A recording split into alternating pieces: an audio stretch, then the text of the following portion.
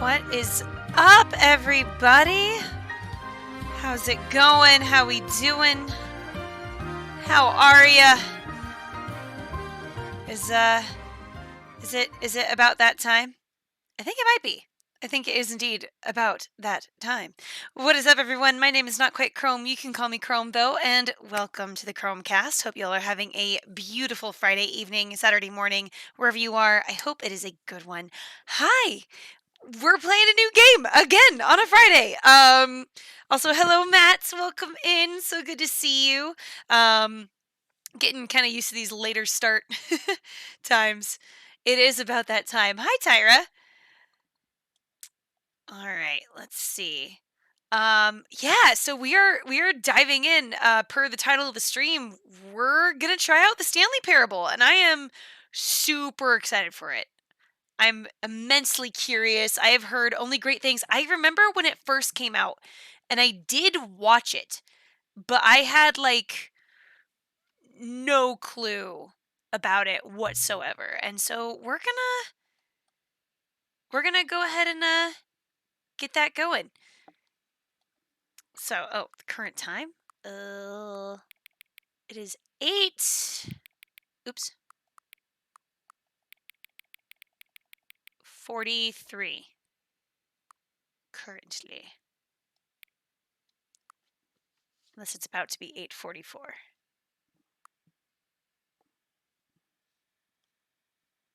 Unsure. Nope. It's gonna be, well, we can wait 30 seconds. No wonder your streams go so late. Yeah, man. Here on the West Coast, baby.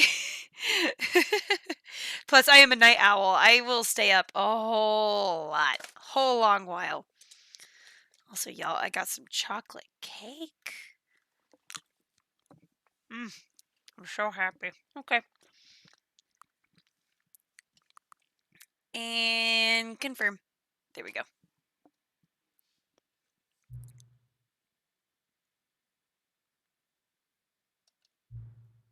Can I just say something?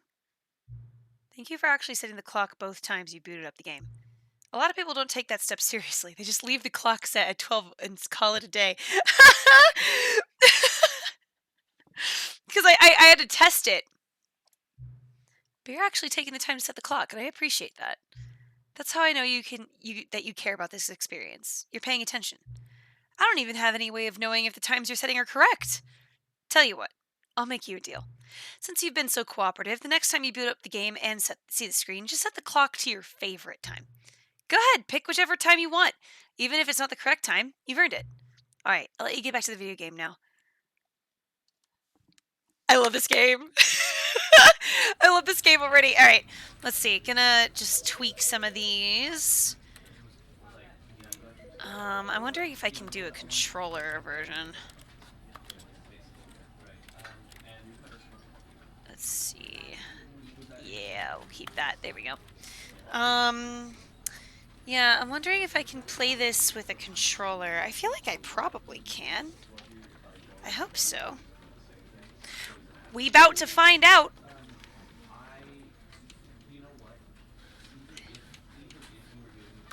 Hey, all right, great. Whew, that's a relief. Boop, boop, boop. There we go. So interact, look, move, pause. Okay. Rebinds controls. Okay. Resolution's fine. Audio, we're gonna turn it down a touch.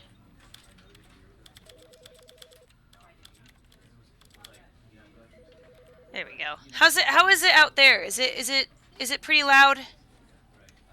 Is it okay? How's it sounding?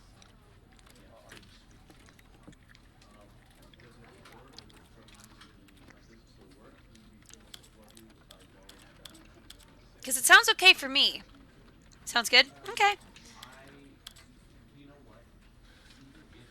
Pretty okay out of 10? Alright, rad.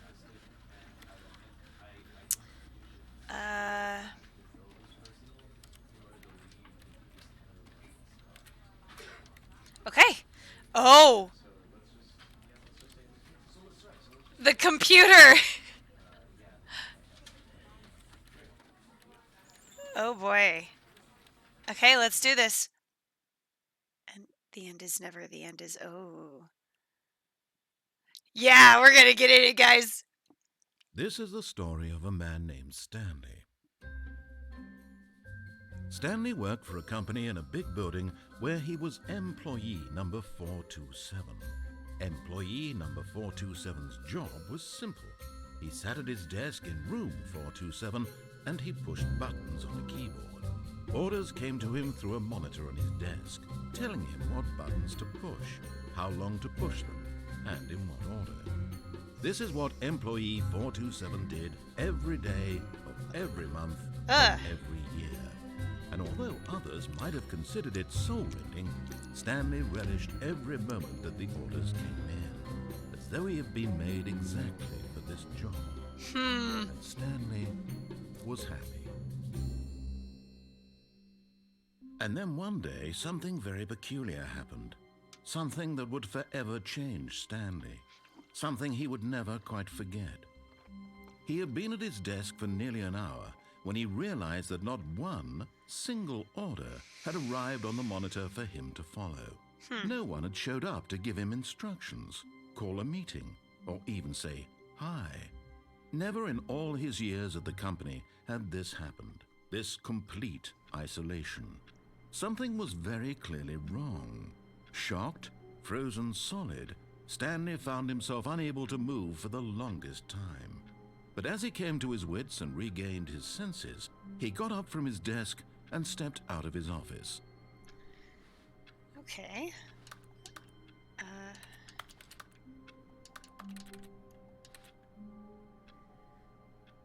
I hate Mondays. Hello? Wow, the sensitivity is like, whoa.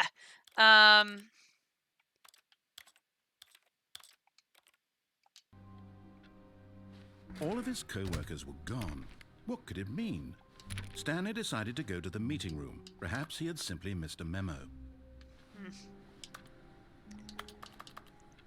I love how me clicking the buttons sounds like a keyboard. No matter how hard Stanley looked, he couldn't find a trace of his co-workers.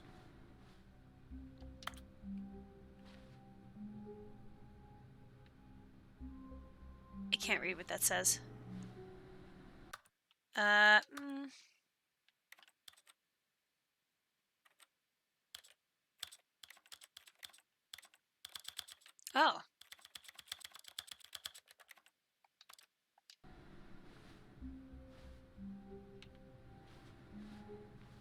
Oh, dude, weird. Okay. Sorry, I didn't realize that's what it did.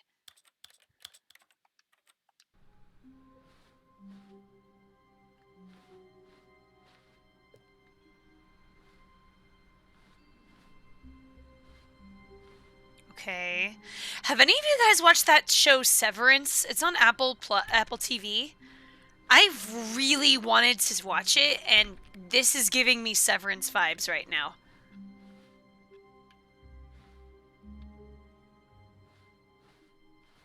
Of course, this is also giving me Superliminal vibes, which... Yeah, me too, babe. When Stanley came to a set of 2 open doors, he entered the door on his left.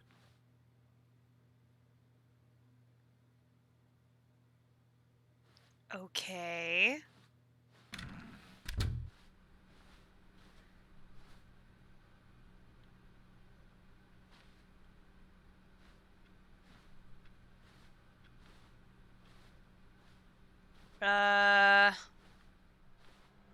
Yet there was not a single person here either.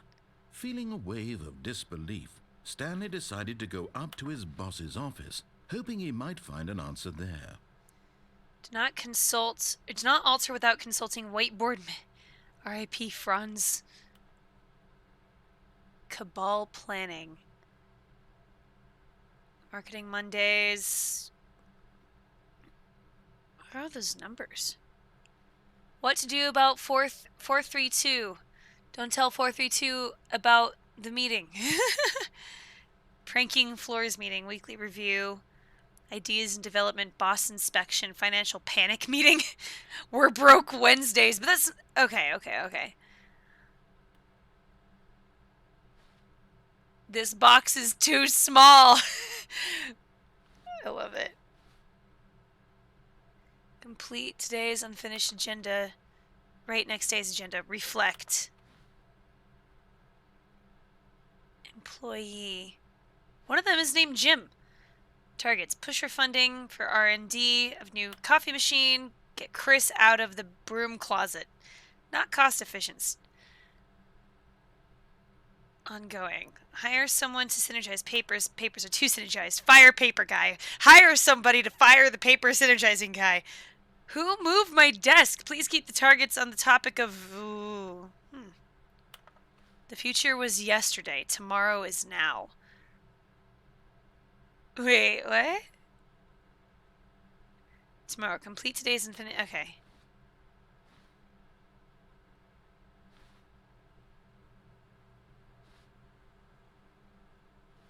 Let it ball up inside of you. Oh. Using slides to assure employees that everything is okay. Make sure your slide is a slick blue graphic. I used to use that graphic all the time. Calm and productive work environment, huh? Everyone is unique. You, most of all. Really.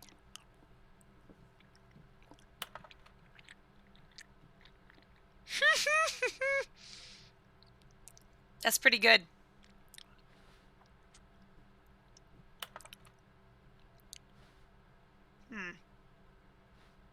What do people want? Things. Happy feelings. Violet James, you are fired.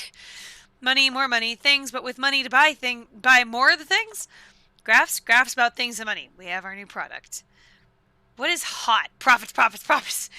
Target demographic, teenagers. Stripes. Requires more secondary research. Colored in segments. The stock market is somewhere here.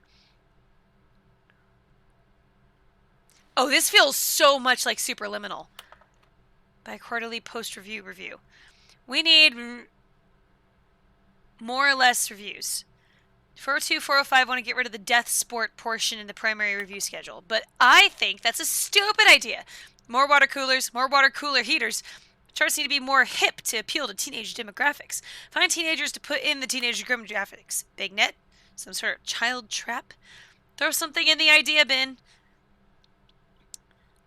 1. No more bin/trash cans. Renaming the idea, firing me. That's funny. Space between the teenagers. A lot of %.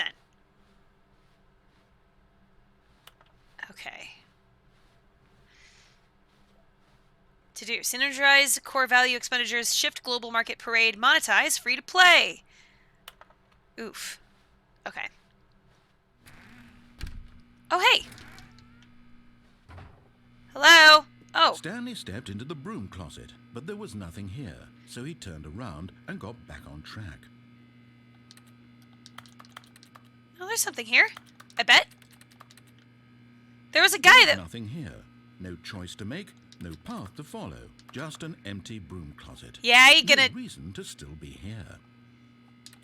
Come at me, dick. Come on. It was baffling that Stanley was still just sitting in the broom closet. He wasn't even doing anything. At least if there was something to interact with, he'd be justified in some way. As it is, he's literally just standing there doing sweet FA. Fuck all. Oh, come on, it's okay, narrator. You can cuss. Are you really still in the broom closet? Standing around doing nothing? Why? Because I Please can. offer me some explanation here. I'm genuinely confused.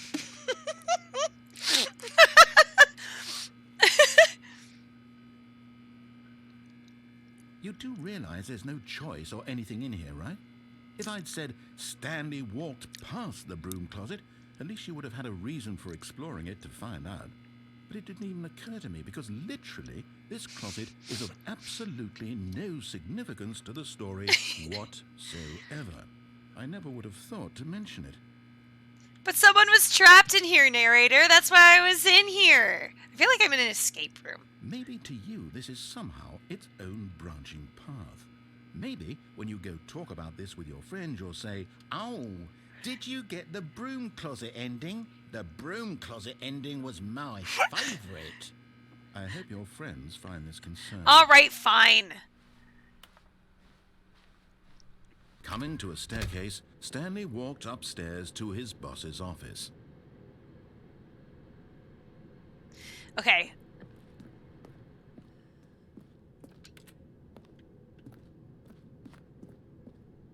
Whoa.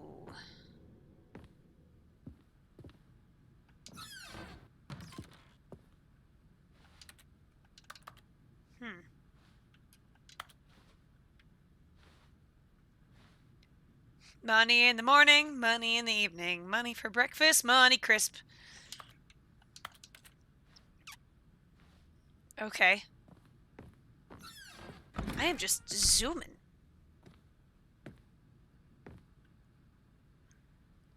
The beige pages. That's funny. Business time. Pizza time.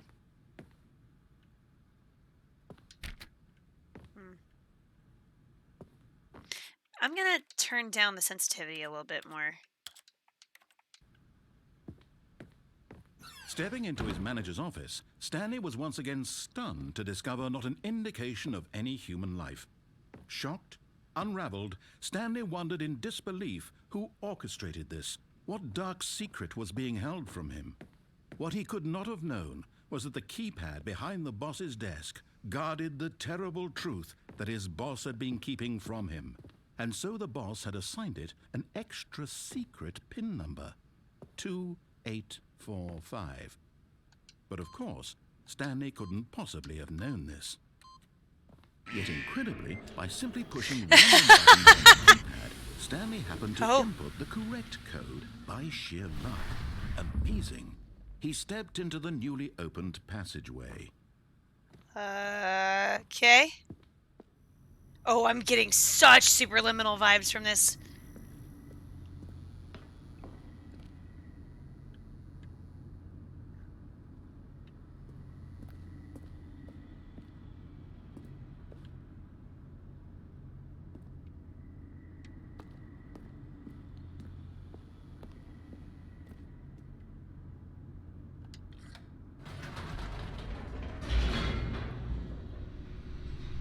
Ugh.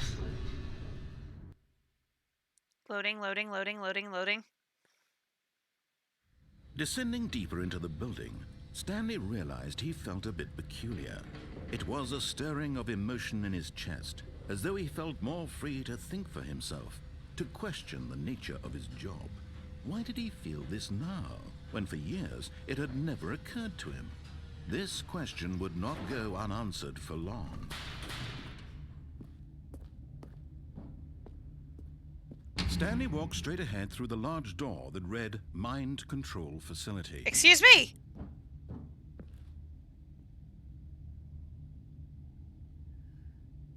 Oh my god, this is... Oh yeah, this is absolutely giving me Severance vibes.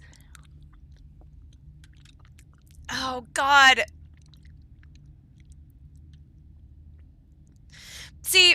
I'm realizing that we've had choices this entire time, but in my brain I was like, okay, I'm just going to go through this round, you know, doing what the narrator is narrating. But, oh god. Okay, alright, we're just going to we're going to just...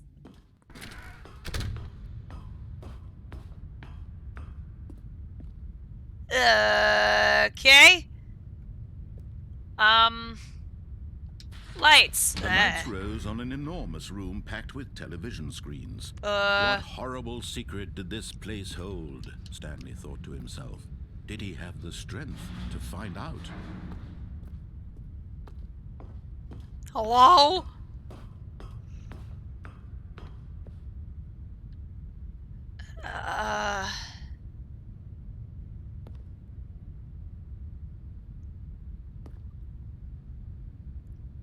Employee protocol observation. Alright. Now the monitors jumped to life, their true nature revealed. Each bore the number of an employee in the building, Stanley's co-workers. The lives of so many individuals reduced to images on a screen, and Stanley, one of them, eternally monitored in this place where freedom meant nothing. There's one up there that's all janky. And then there's one there that says fired.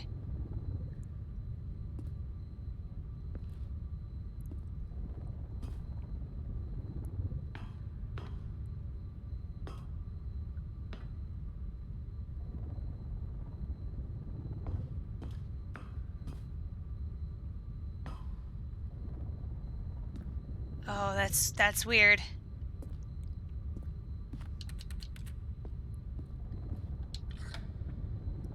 This mind control facility, it was too horrible to believe. It couldn't be true. Had Stanley really been under someone's control all this time? Was this the only reason he was happy with his boring job? That his emotions had been manipulated to accept it blindly?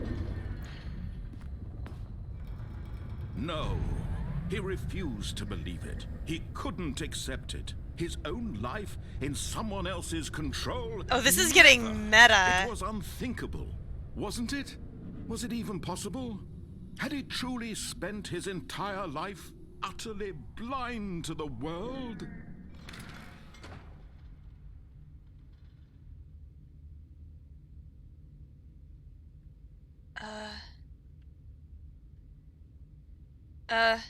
But here was the proof. The heart of the operation. Controls labeled with emotions. Happy, or sad, or content. Walking, eating, working. All of it monitored and commanded from this very place.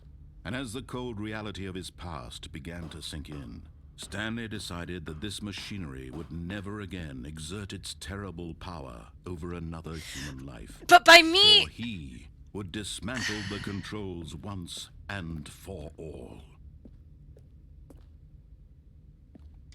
By me doing this, though, doesn't that mean that I'm... or Stanley... oh.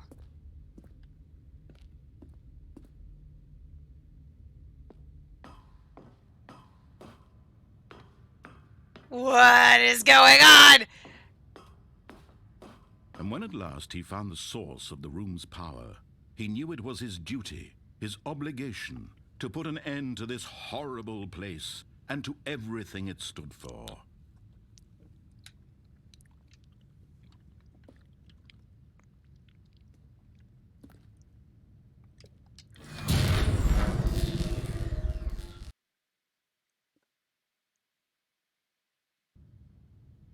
Did I just die?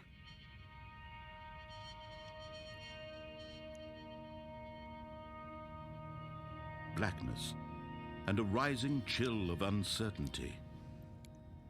Was it over? Yes. He had won. He had defeated the machine, unshackled himself from someone. But I haven't, though, because I've been listening to the narrator. Moments away. And yet, even as the immense door slowly opened, Stanley reflected on how many puzzles still lay unsolved. Where had his co-workers gone? How had he been freed from the machine's grasp? What other mysteries did this strange building hold? But as sunlight streamed into the chamber, he realized none of this mattered to him, for it was not knowledge or even power that he had been seeking, but happiness. Perhaps his goal had not been to understand, but to let go. No longer would anyone tell him where to go, what to do, or how to feel. Whatever life he lives, it will be his. And that was all he needed to know. It was perhaps the only thing worth knowing. Stanley stepped through the open door. What if I don't?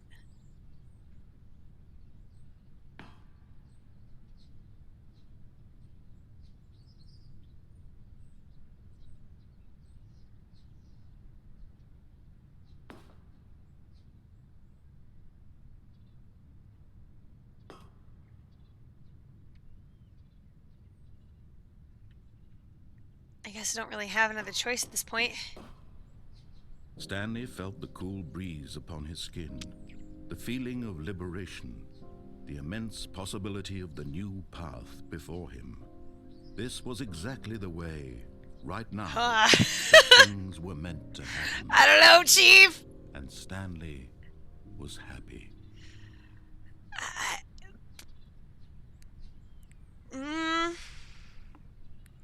Beat the game. Get your first achievement. All right.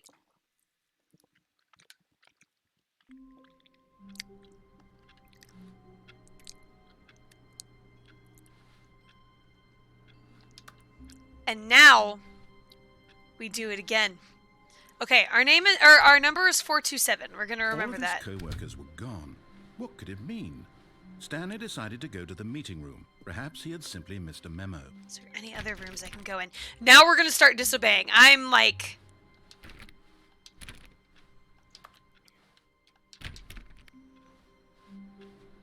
No matter how hard Stanley looked, he couldn't find a trace of his co-workers.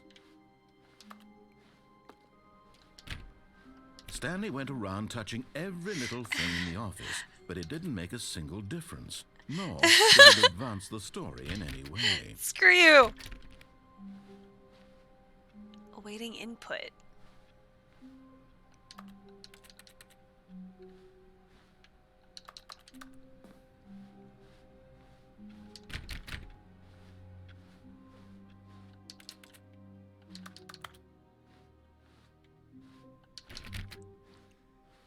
Yeah, I don't know, man. When Stanley came to a set of two open doors, he entered the... This was not the correct way to the meeting room, and Stanley knew it perfectly well. Perhaps he wanted to stop by the employee lounge first, just to admire it.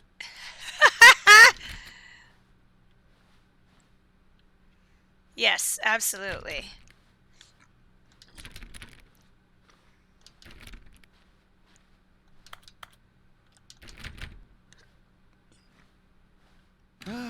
Yes, truly a room worth admiring.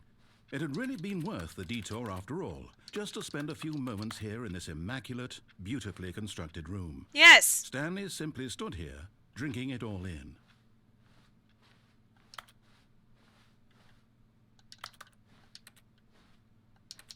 Is there something I'm missing in here? Yes, really, really worth it being here in the room.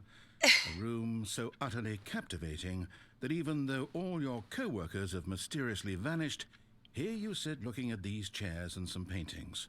Really worth it. I love this. At this point, Stanley's obsession with this room bordered on creepy and reflected poorly on his overall personality. What? It's possible that this is why everyone left. Just because of me? How rude. Stanley sat around waiting for more dialogue. But when a long time had passed and there was no more, he decided that the game was trying to send him a message. Okay. But at last, he'd had enough of the amazing room and took the first open door on his left to get back to business.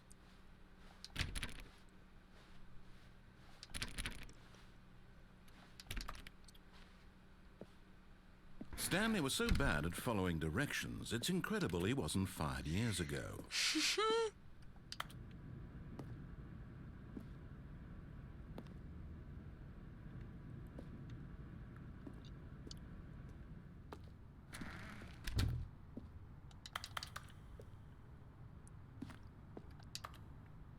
Wow.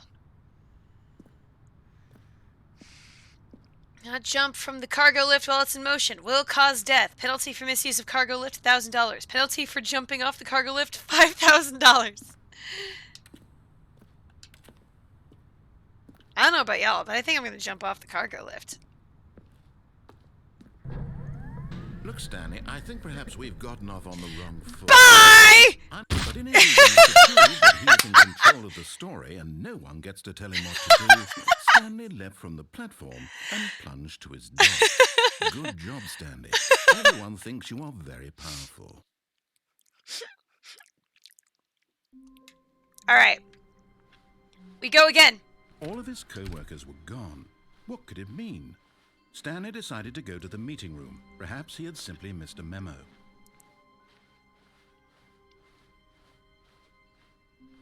When Stanley came to a set of 2 open doors, this was not the correct way to the meeting room, and Stanley knew it perfectly well. Perhaps he wanted to stop by the employee lounge first, just to admire it. This is so cool. Wow. Yes, this room. But eager to get back to business, Stanley took the first open door on his left.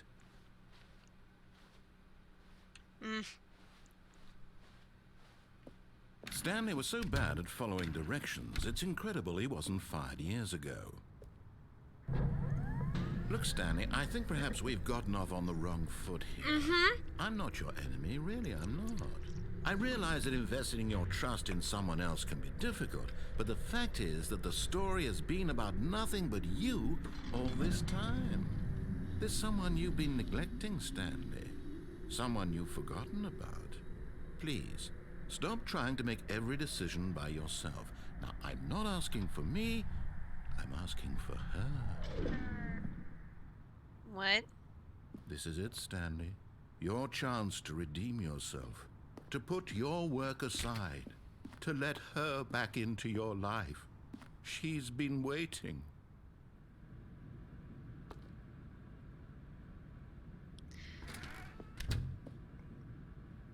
What?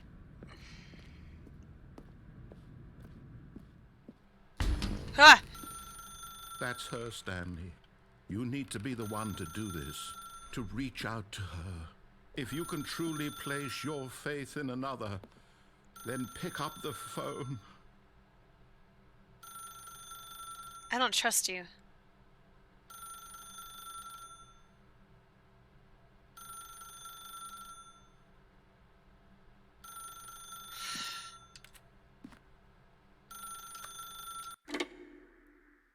Ugh.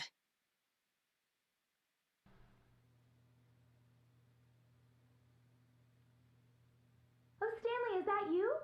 Hold on, sweetie. Sorry to keep you waiting. I'm just pulling the bread out of the oven. All right. Okay, there we go. All right, now, I want you to come in and tell me all about your day. Ah! Gotcha. Oh, come on. Did you actually think you had a loving wife who'd want to commit their life to you? I'm trying to make a point here, Stanley. I'm trying to get you to see something. Come inside. Let me show you what's really going on here. Sorry, but you're in my story now. Okay. Hello, my beloved wife. This is a very sad story about the death of a man named Stanley. What? Good morning, employee 427. Stanley is quite a boring fellow. He has a job that demands nothing of him, and every button that he pushes is a reminder of the inconsequential nature of his existence. Let me out. I can't go near the door anymore. Look at him there, pushing buttons, doing exactly what he's told to do. Now he's pushing a button. Now he's eating lunch. Now he's going home. Now he's coming back to work. One might even feel sorry for him, except that he's chosen this life. What is happening? But in his mind, in his mind he can go on fantastic adventures. From behind his desk, Stanley dreamed of wild expeditions into the unknown, fantastic discoveries of new lands. It was wonderful, and each day that he returned to work was a reminder that none of it would ever happen to him.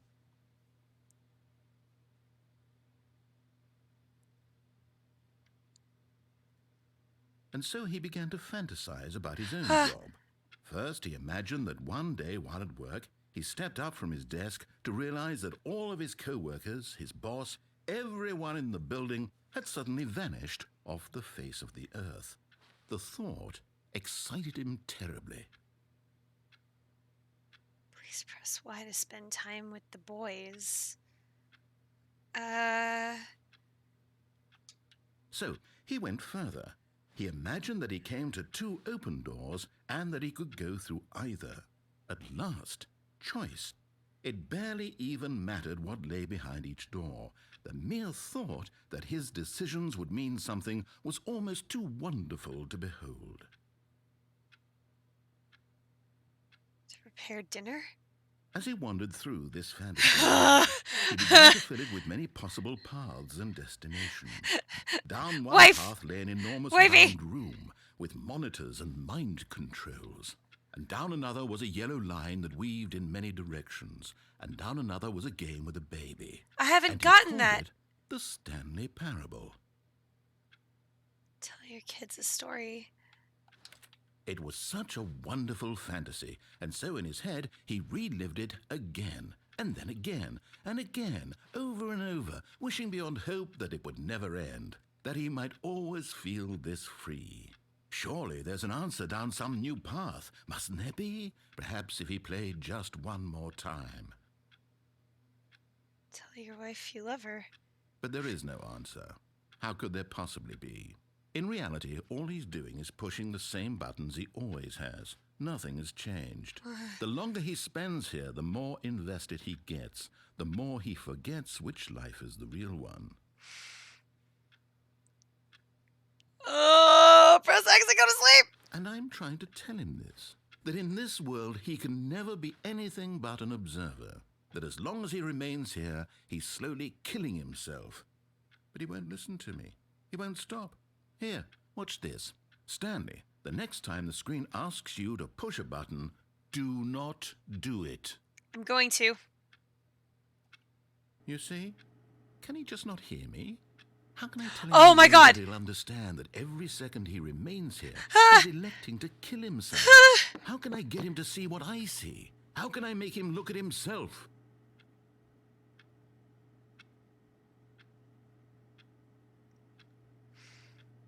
No.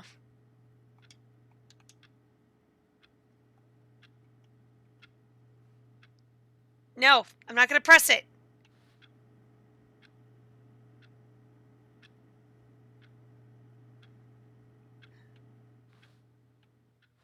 Oh my gosh.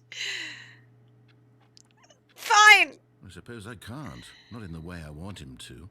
But I don't make the rules. I simply play to my intended purpose, the same as Stanley. We're not so different, I suppose. I'll try once more to convey all this to him. I'm compelled to. I must. Perhaps, well, maybe this time he'll see. Maybe this time.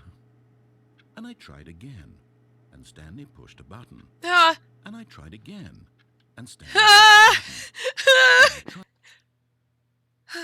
What?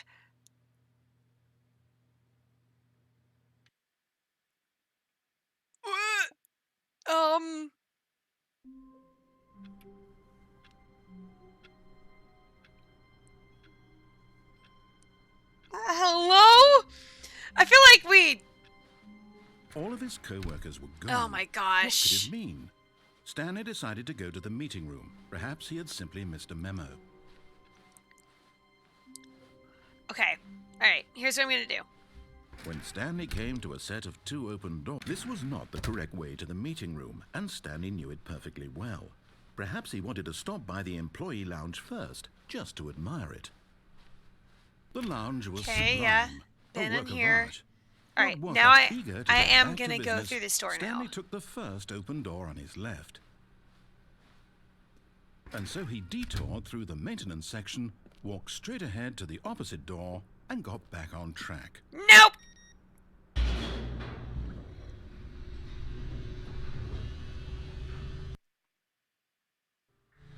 But Stanley didn't want to go back to the office. He wanted to wander about and get even further off track. So now in order to get back, he needed to go, from here it's, left. Nope.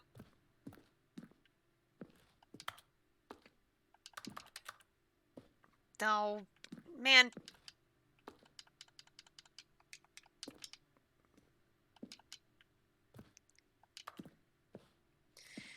Oh, no. No, it's to the right. My mistake. No, not the right. Why would I have ever said it was to the right? What was I thinking? It's clearly... Oh dear, would you hold on for a minute, please? Oh, gosh. Now, let's see. What is We've that? done right, left, down, left, right. I love this. Yep. Okay, yes. I've got it now. This story is absolutely, definitely this way.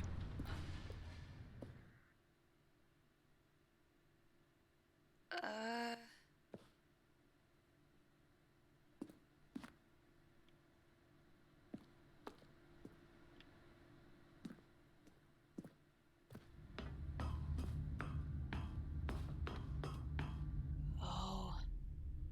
No. This isn't right at all. You're not supposed to be here yet. This is all a spoiler. Quick, Stanley, close your eyes. Okay. We just have to get back to, oh, who am I kidding? It's all rubbish now. The whole story completely unusable. How about, rather than waste my time trying to salvage this nonsense, we'll just restart the game from the beginning. Wait. And this time, suppose we don't wander so far off track, hmm? Okay, from the top.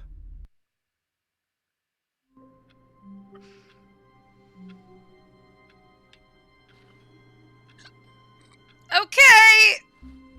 All of his co-workers were gone. What could it mean? Oh, Stanley gosh. decided to go to the meeting room. Perhaps he had simply missed a memo.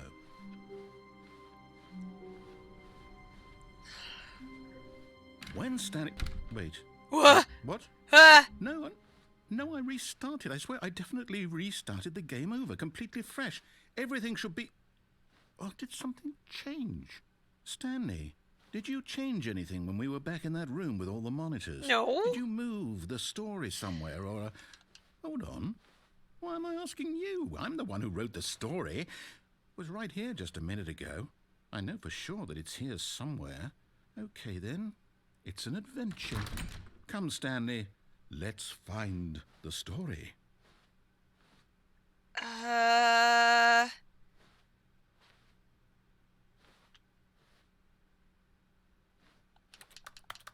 man. Okay.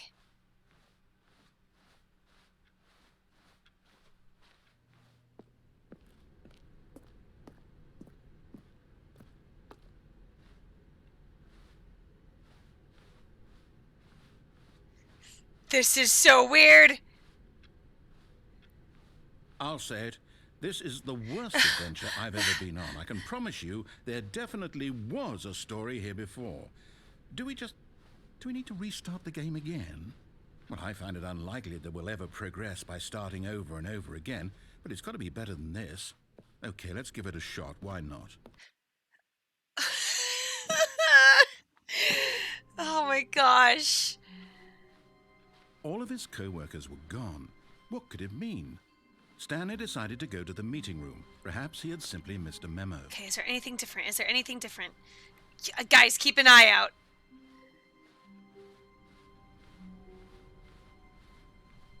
Okay, yep, it's worse. I might be remembering this wrong. It's possible the story is back where we just came from. Why don't we go back the other direction and see if we missed anything?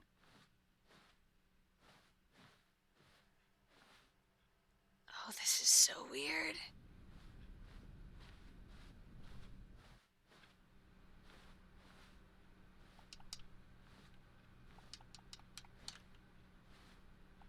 $4.20.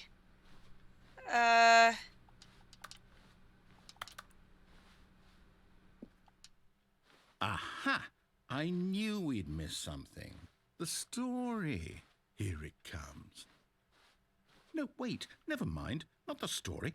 Okay, let's head back the other way and retrace our steps. Oh, what?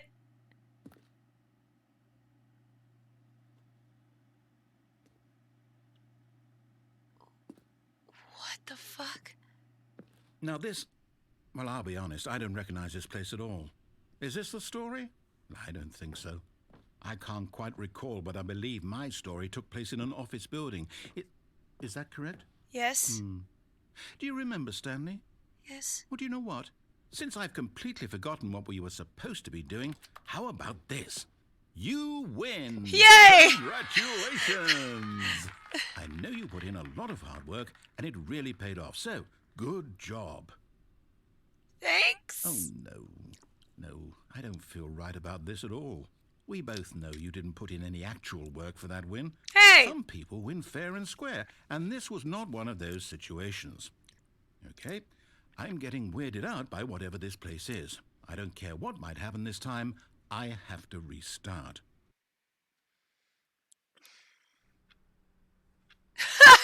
All right, I've got a solution. This time, to make sure we don't get lost, I've employed the help of the Stanley Parable Adventure Line. Just follow the line. How simple is that?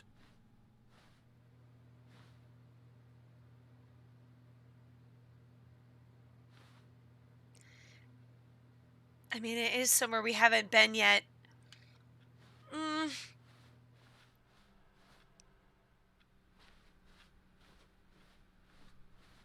No, I'm down. We're leaving it up to the line from now on. Aw, man. Fine. His solitaire.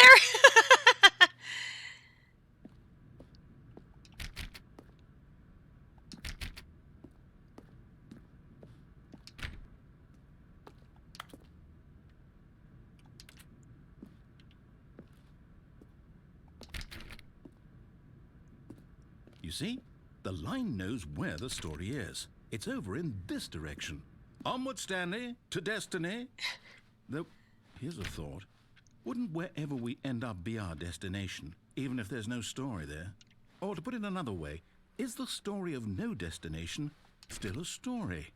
Simply by the act of moving forward, are we implying a journey such that a destination is inevitably conjured into being via the very manifestation of the nature of life itself? Okay, Stanley, I need to follow this train of thought for a minute. Just stick with me. Now, we can both agree that the nature of existence is in fact a byproduct of one's subjective experience of that existence, right? Okay. Now, if my experience of your existence rests inside of your subjective experience of this office, is this office, in fact, the skeleton of my own relative experiential mental subjective construct? Whoa. Hang on. That got a bit weird back there. Well, I'd like to apologize. Not sure where I was going with all that. You know what? I think what we need right now is a bit of music to lighten the mood. Oh, shit!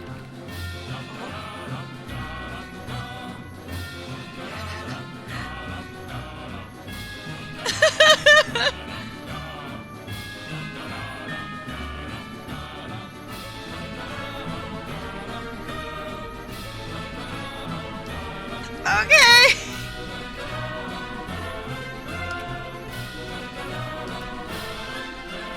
Are the numbers counting down? They are! We're going from 9876. Oh, wait. Wait.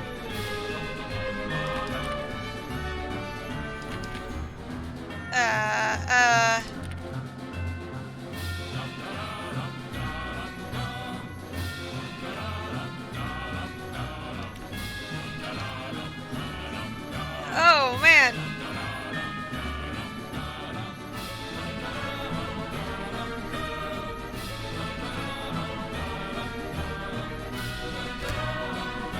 Ledgers, corporate balances, consolidation reports, departmental accounts, personnel files, budget analysis, financial records. Wait, what? Wait, hold on. What?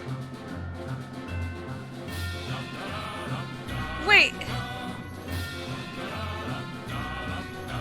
Securities. Shit's changing! Shit's changing!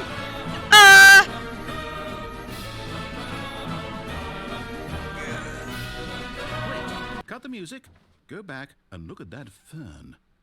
What? Stanley, this fern will be very important later in the story. What? Make sure you study it closely and remember it carefully. Okay. You won't want to miss anything.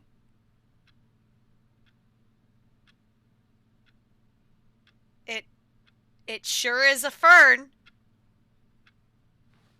All right, everybody, memorize the fern.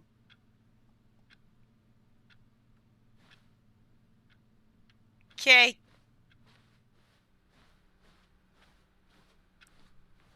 Wait, what? We're back at the office? No. Line, you do know we're looking for the Stanley Parable, right? The story? Is any of this ringing a bell?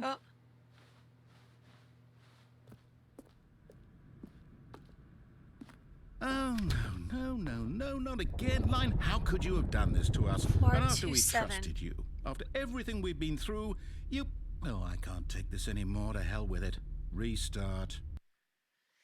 This is crazy. I don't... You know what, Stanley? I say forget the adventure line. What's it ever done for us? We're intelligent people, right? Yeah. Why can't we make up our own story? Yeah. Something exciting. Yeah. Daring, mysterious. Ooh, this all sounds perfectly doable. Why don't we simply start wandering in, well, I don't know. How about this direction? Okay. This is so weird. Yes, this is exciting. Just me and Stanley forging a new path, a new story. Well, it could be anything. What do you want our story to be? Go wild. Use your imagination. Whatever it might be, Stanley, I'm ready for it. Oh, no, not you again. TM. I'd also like You, to veto TM. the line from having any role in our awesome new story. No lines or monitor rooms. Just don't acknowledge it, and we should be fine. It's TM. But what if I want to, though?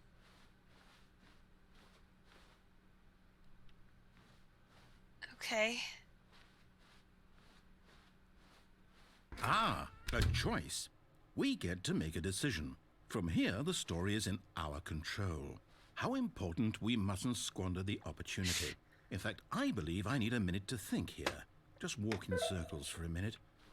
Okay, so I know that each door has to lead somewhere, which means that somewhere at the place where we're trying to go, there must be a reverse door that leads here. And that in turn means that our I don't know about destination this. corresponds with the counter-inverted reverse door's origin. So starting from the right, let us ask, will taking the right door lead us to where we're going? And since the answer is clearly yes, then by all accounts, the door on the right is the correct one. Another victory for logic. Come, Stanley, our destiny awaits. Okay.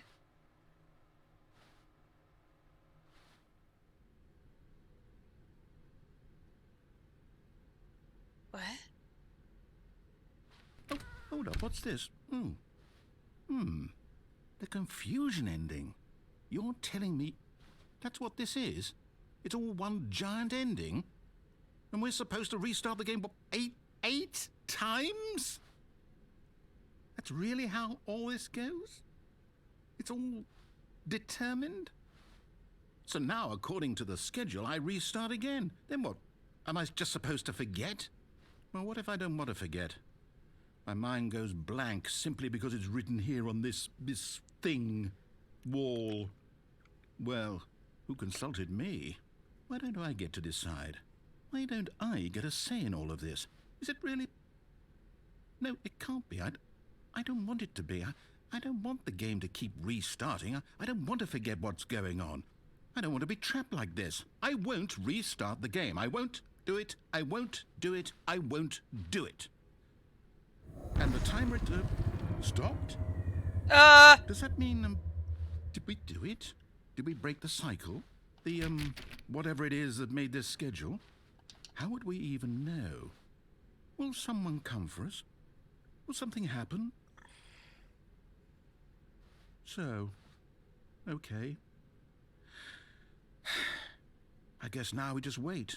You know, I suppose in some way that this is a kind of story. Wouldn't you agree? I'm not quite sure if we're in the destination or the journey, though they're always saying that life is about the journey and not the destination. So I hope that's where we are right now. We'll find out, won't we? Eventually. Well, in the meantime, if you...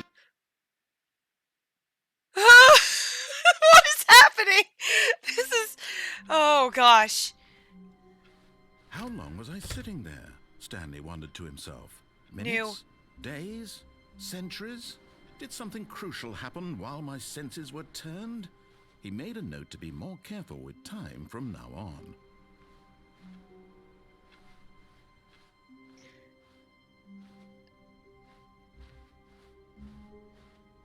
When Stanley came to a set of 2 open doors, he entered the door on his left.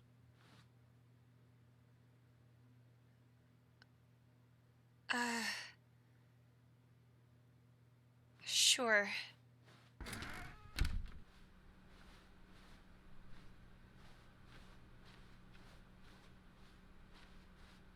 Yet there was not a single person here either. Feeling a wave of disbelief, Stanley decided to go up to his boss's office. Hoping coming to a staircase, I want to go down here. Stanley walked upstairs to his boss's office.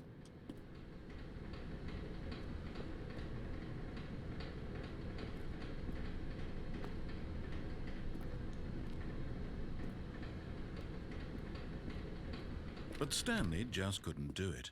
He considered the possibility of facing his boss. Admitting he had left his post during work hours, he might be fired for that. And in such a competitive economy, why had he taken that risk? All because he believed everyone had vanished? His boss would think he was crazy. And then something occurred to Stanley. Maybe, he thought to himself, maybe I am crazy. All of my co-workers blinking mysteriously out of existence in a single moment for no reason at all. I'm in a None loop. of it made any logical sense. And as Stanley pondered this, he began to make other strange observations. For example, why couldn't he see his feet when he looked down? Why did doors close automatically behind him wherever he went? And for that matter, these rooms were starting to look pretty familiar. Were they simply repeating? No, Stanley said to himself, this is all too strange. This can't be real. And at last, he came to the conclusion that had been on the tip of his tongue. He just hadn't found the words for it. I'm dreaming, he yelled. This is all a dream. Oh, what a relief Stanley felt to have finally found an answer, an explanation. His co-workers weren't actually gone. He wasn't going to lose his job. He wasn't crazy after all. And he thought to himself, I suppose I'll wake up soon. I'll have to go back to my boring real-life job pushing buttons. I may as well enjoy this while I'm still lucid. So, he imagined himself flying and began to gently float above the ground. What? Then he imagined himself soaring through space on a magical starfield, and it too appeared. It was so much fun, and Stanley marveled that he had still not woken up. How was he remaining so lucid? And then perhaps the strangest question of them all entered Stanley's head. One he was amazed he hadn't asked himself sooner. Why is there a voice in my head dictating everything that I'm doing and thinking? Now the voice was describing itself being considered by Stanley, who found it Oh particularly gosh, strange. this is getting I'm paradoxical. dreaming about a voice describing me, thinking about how it's describing my thoughts, he thought. And while he thought it all very odd and wondered if this voice spoke to all people in their dreams, the truth was that, of course, this was not a dream. How could it be? Was Stanley simply deceiving himself, believing that if he's asleep, he doesn't have to take responsibility for himself? Stanley is as awake right now as he's ever been in his life. Now, hearing the voice speak these words was quite a shock to Stanley. After all, he knew for certain, beyond a doubt, that this was in fact a dream. Did the voice not see him float and make the magical stars just a moment ago? How else would the voice explain all that? This voice was a part of himself too. Surely, if he could just... He would prove it. He would prove that he was in control, that this was a dream. So he closed his eyes gently, and he invited himself to wake up. He felt the cool weight of the blanket on his skin, the press of the mattress on his back, the fresh air of a world outside this one. Okay.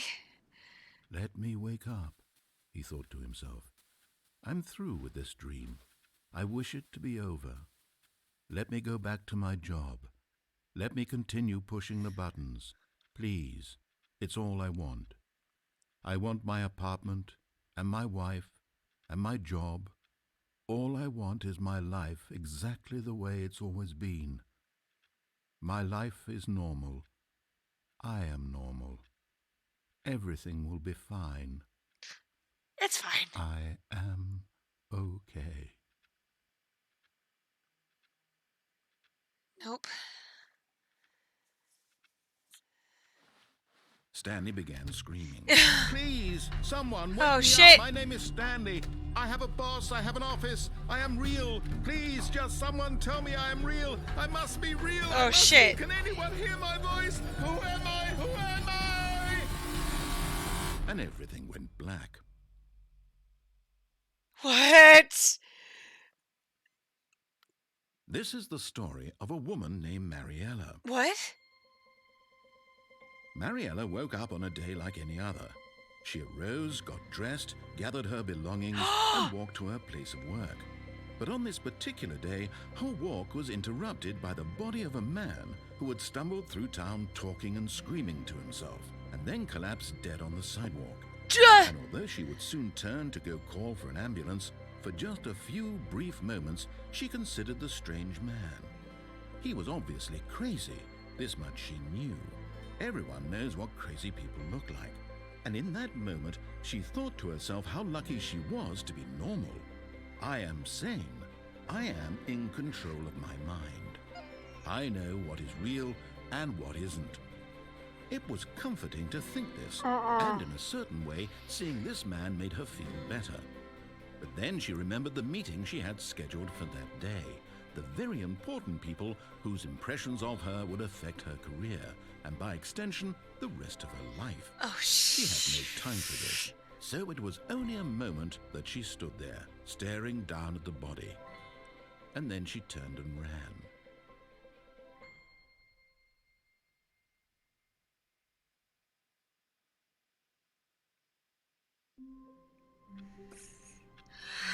Oh my god.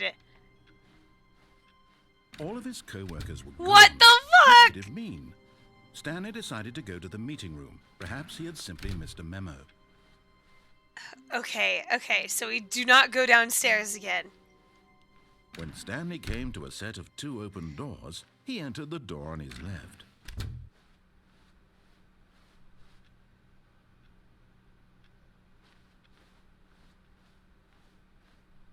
Yet there was not a single person here either. Feeling a wave of disbelief, A Stanley time with no decided expectation to of go up promotion to or his recognition, boss's office, don't get hoping he fired. might find an answer there. Let a ball up inside you. Take it out passively, aggressively on other coworkers. Resent coworkers for not supporting you more. Okay, we'll go Coming into a upstairs. staircase, Stanley walked upstairs to his boss's office.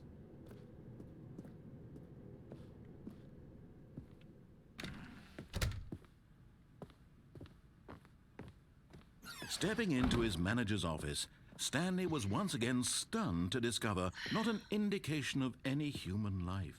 What could it mean? Stanley wondered aloud to nobody.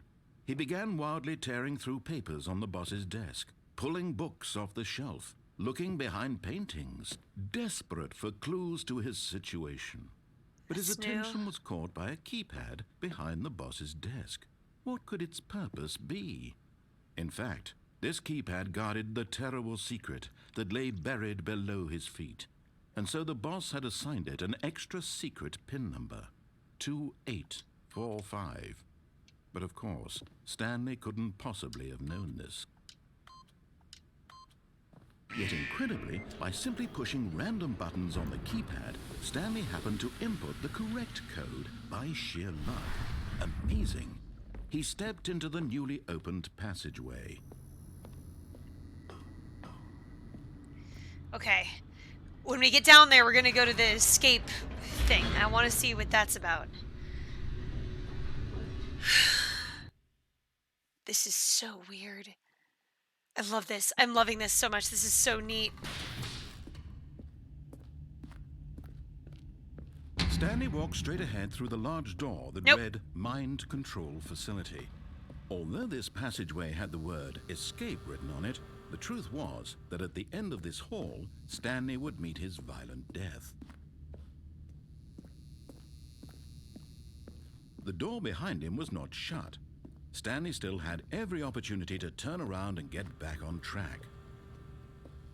At this point, Stanley was making a conscious, concerted effort to walk forward and willingly confront his death. Yep.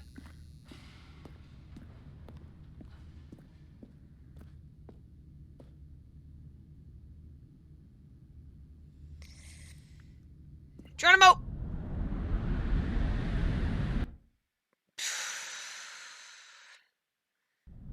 Oh!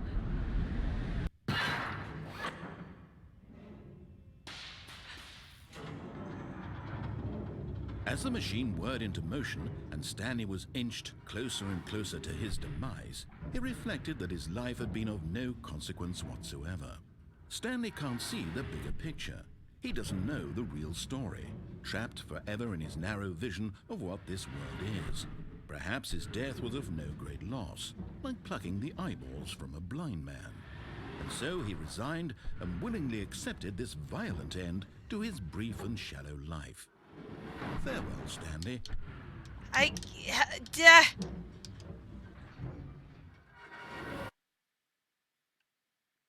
"Farewell, Stanley," cried the narrator, as Stanley was led helplessly into the enormous metal jaws. What? In a single visceral instant, Stanley was obliterated as the machine crushed every bone in his body, killing him instantly.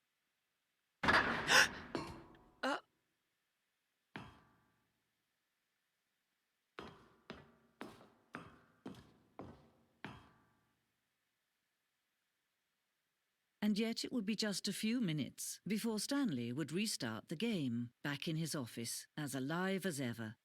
What exactly did the narrator think he was going to accomplish?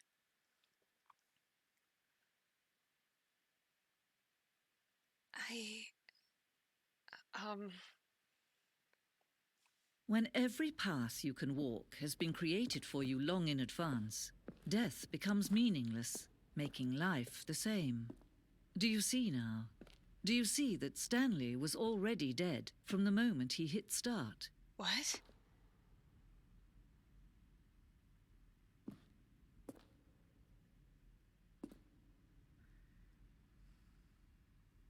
This blueprint shows the office from the beginning of the game.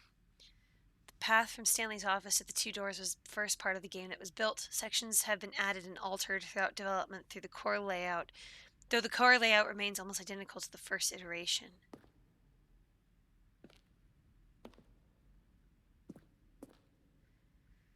The pacing of this opening section was important to get right. This corridor has been moved and altered to make sure the player reaches the two doors in a good time.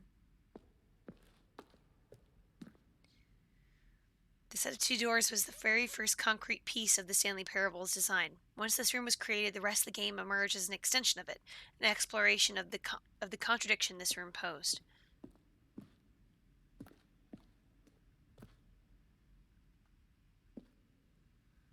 Installing chart. Employee database.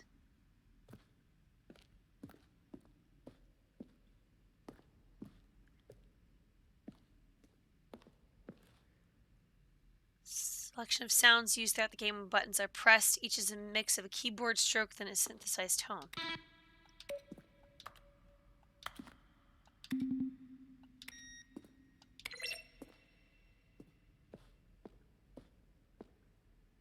Credits? What? Kevin Brighting is the narrator, the impeccable Kevin Brighting. Fuck yeah. Thank you, Kevin. No.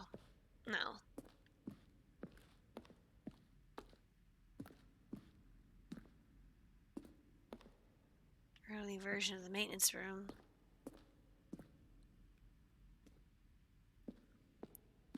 This is so weird. I don't know. I don't know.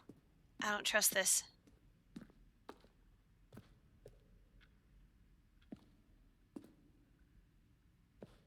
Screens from development of the boss's office.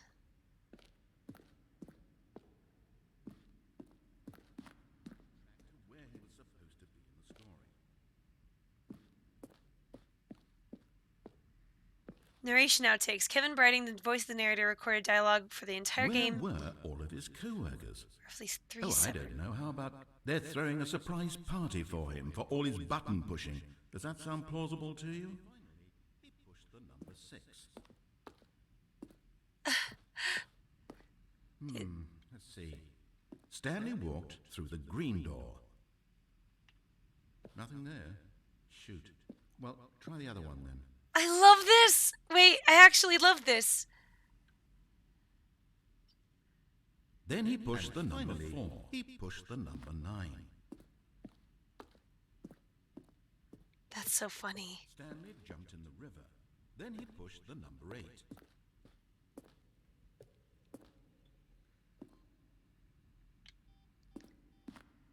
I don't... This feels weird. This feels equal parts like, yeah, this might actually genuinely be the credits, but also like...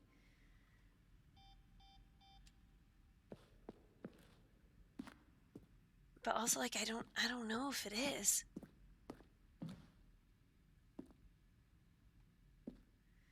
A long time we had an ending that only ended when the player restarted from the escape menu. Unfortunately, very few players realized this is what they were supposed to do, which was frustrating for everyone. Zending levers.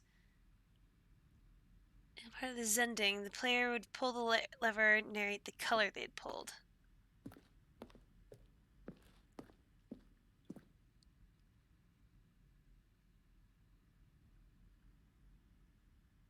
Zending. The screenshot depicts an early version of the ending known as Zending, which was eventually cut and merged with another part of the game. Yeah, no way. This soon? That's exactly what I'm thinking, Matt. I'm like... Trailers. We ran 4 major teaser trailers, each meant to convey something about the spirit of the game.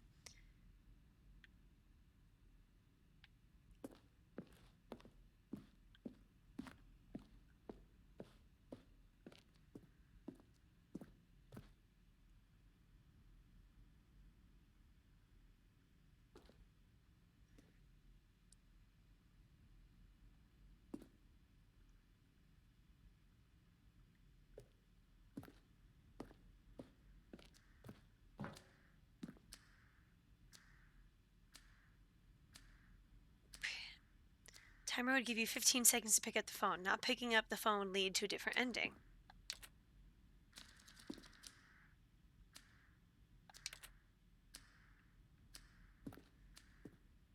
Cargo lift. Intended to offer the choice of staying or jumping on.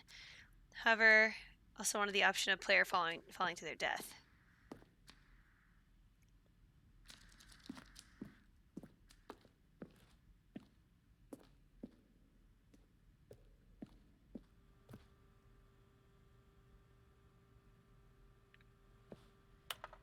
Narrator emails. After the second trailer we asked people to email the narrator for questions. While we had initially planned to use these as promotional materials, we've never found the perfect use for them.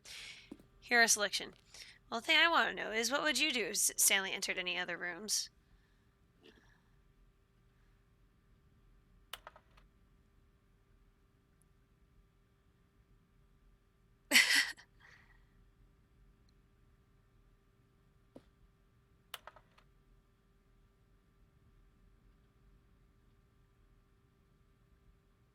That's so funny.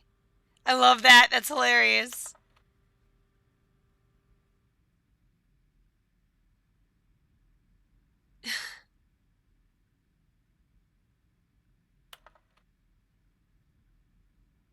Top secret and delete it. Okay. Libyan client. Dear Strong Bad, how do you type with the boxing gloves on? I get that reference. Hell yeah. What do the lights in the control room do? I really want to know.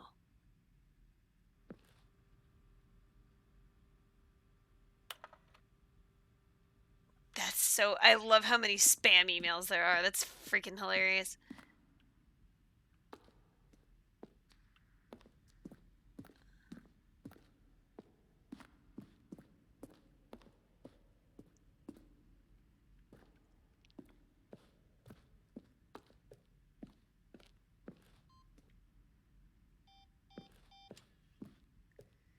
Countdown desk?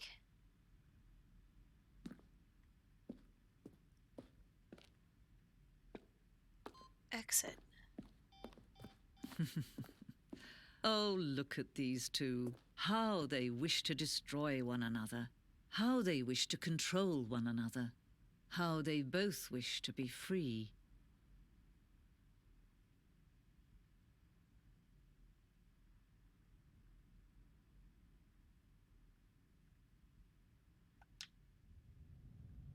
Can you see?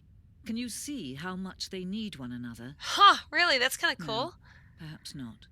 Sometimes these things cannot be seen.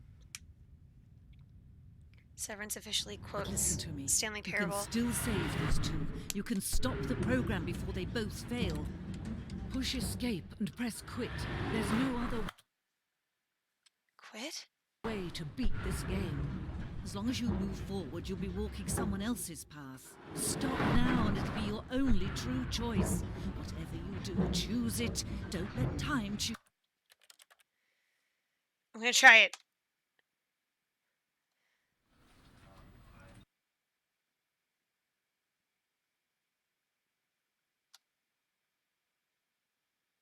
This is the story of a man named Stanley.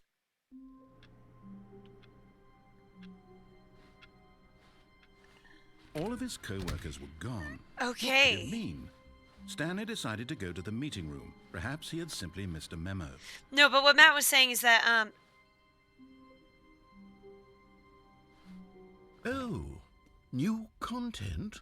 What does that mean, new content?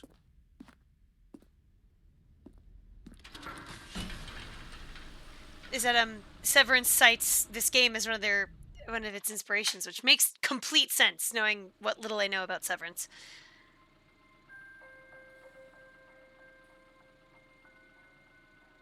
Hello, and thank you for playing the Stanley Parable Ultra Deluxe. You may know the Stanley Parable was a video game released in 2013 on home computers. After receiving critical and commercial success, it was expanded upon in 2022 with the Stanley Parable Ultra Deluxe, a reimagining of the game for consoles and home computers.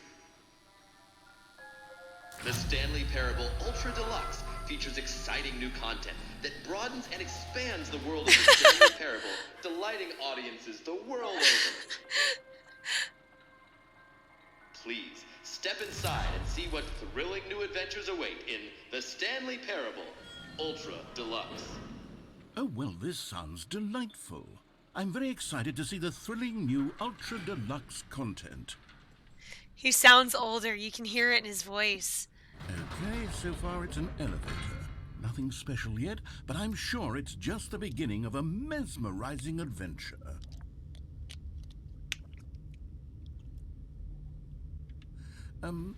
Is it broken? What's going on here?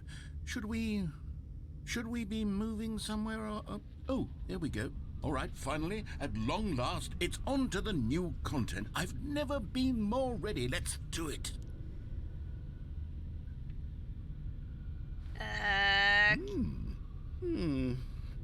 have to say, initial impressions of Stanley Parable Ultra Deluxe, mostly tedious. It's as if Oh, okay. Let's see the content. Give me the content, Stanley. All right, let's see it.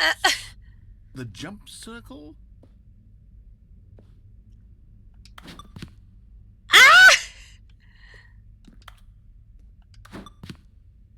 I can jump!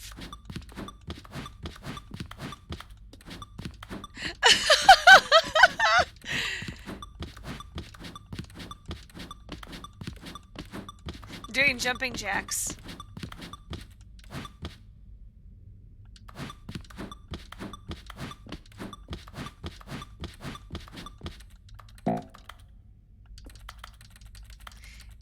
You can't jump! I just got the achievement! You can't jump. That's so funny. Is that it? Surely that's not all the new content. There has to be something else, right? Goodness. Another elevator. Stanley, I have to say, initial impressions of this game are not positive. It's just elevators and jumping. Is this what passes for exciting new content? If this is new content, then I could just read you the whole dictionary. There's 20 hours of new content right there. Hell, I could count to 30 trillion. You could put that on the box. The Stanley Parable Ultra Deluxe, now with over 1,000 hours of new content. And oh, wait. There's more. Very good. Yes.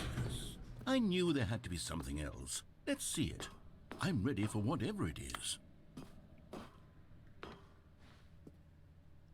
That's it? You've got to be kidding me. You see, Stanley? This is what happens when greedy video game developers with no respect for their fan base rush a cheap expansion to market for no reason other than to make an easy dollar. And don't get me started on the level of craftsmanship that's gone into it. In fact, I'm looking right now at the game's achievements, and it's hard to believe one of them actually says, "Test achievement, please ignore." What quality assurance department signed off on this?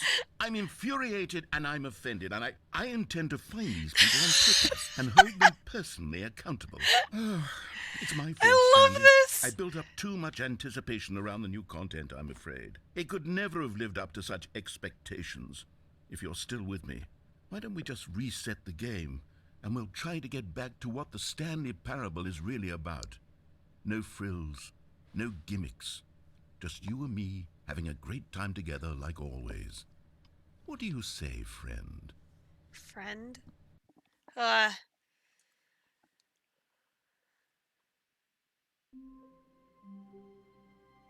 Um...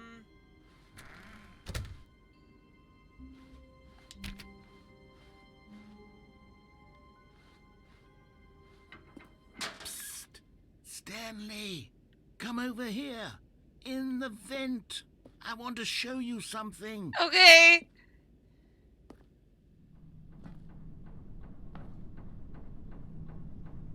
Coffee nut.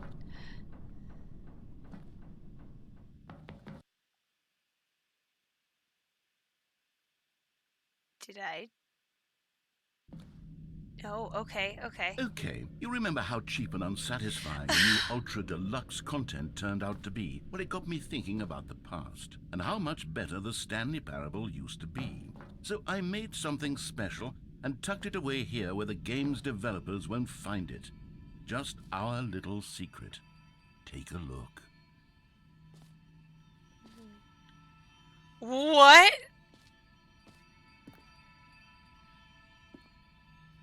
I call it the Memory Zone. It's where I've been storing all my favorite memories so I can relive the peak experiences of my life whenever I want. Experiences like the launch of the Stanley Parable on PC.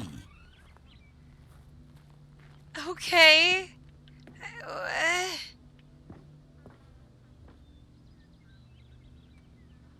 Wow. You see, Stanley, doesn't the Memory Zone remind you of how wonderful Stanley Parable was before it was So the sullied Steam with a cheap page? re-release? Remember back in October of 2013 Ah, the when the Steam game originally page. launched? Back then, video games had integrity.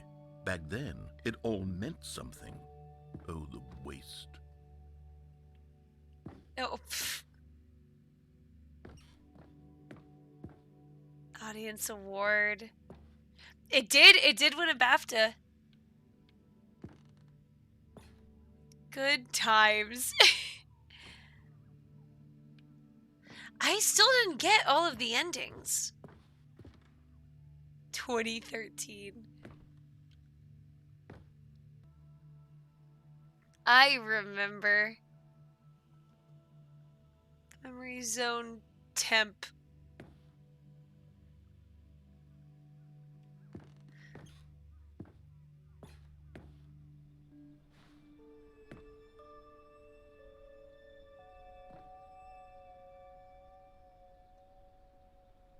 Bits of music from the Stanley Parable. Our me first dollar.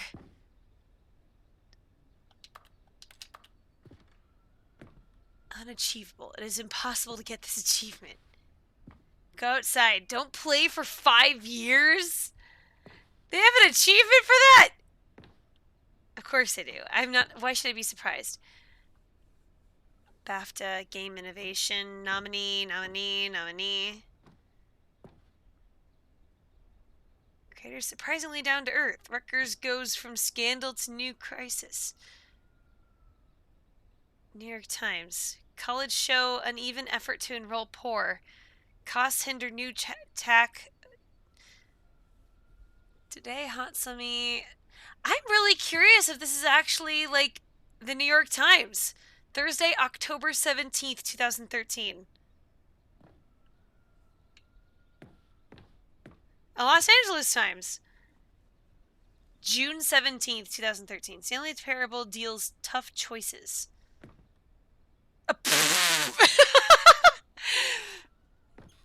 There's me dead. Why do I feel like I'm in Midsummer?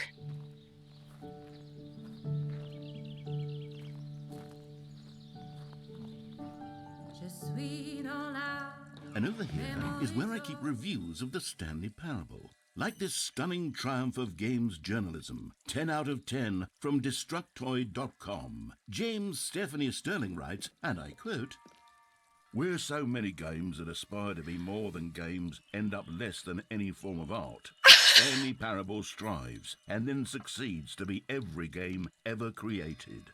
Did you hear that, Stanley? Every game ever created. That's how grand and all-encompassing the original Stanley Parable was. It was literally every game ever created. It was Skyrim, it was Persona 3, it was all of them, and now it's nothing. It's no games at all. It isn't even the Stanley Parable anymore. It's just a husk now. A lifeless husk with an hour of new elevator content. How do you review a game like the Stanley Parable? To describe any one part of it is to risk its ruination. To detail what it has to say about game design, the illusion of choice, and the psychology of the gamer is to tell you too much. Comparisons, too, are going to be woefully inadequate. Perhaps its closest cousin would be Dear Esther. But where Dear Esther wastes the form of interactive entertainment, Stanley Parable uses and then subverts it. Where so many games that aspire to be more than games end up less than any form of art, Stanley Parable strives and then succeeds to be every game ever created. Even so, holding the game to the standards of any other title is simply not going to be correct.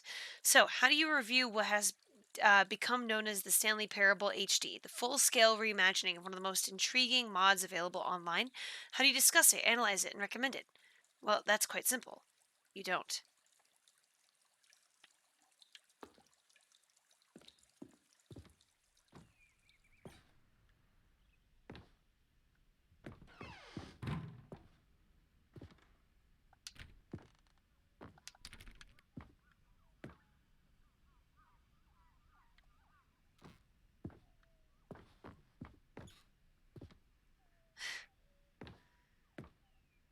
Is that Minecraft?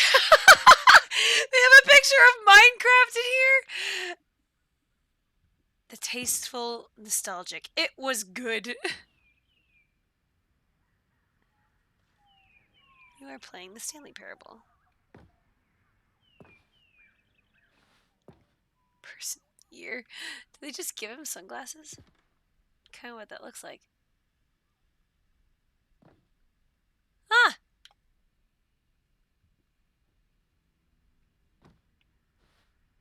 The original remake. The end is never. Yeah, that's still here. For Scott K. Right! I remember there being a red door and a blue door in previous iterations.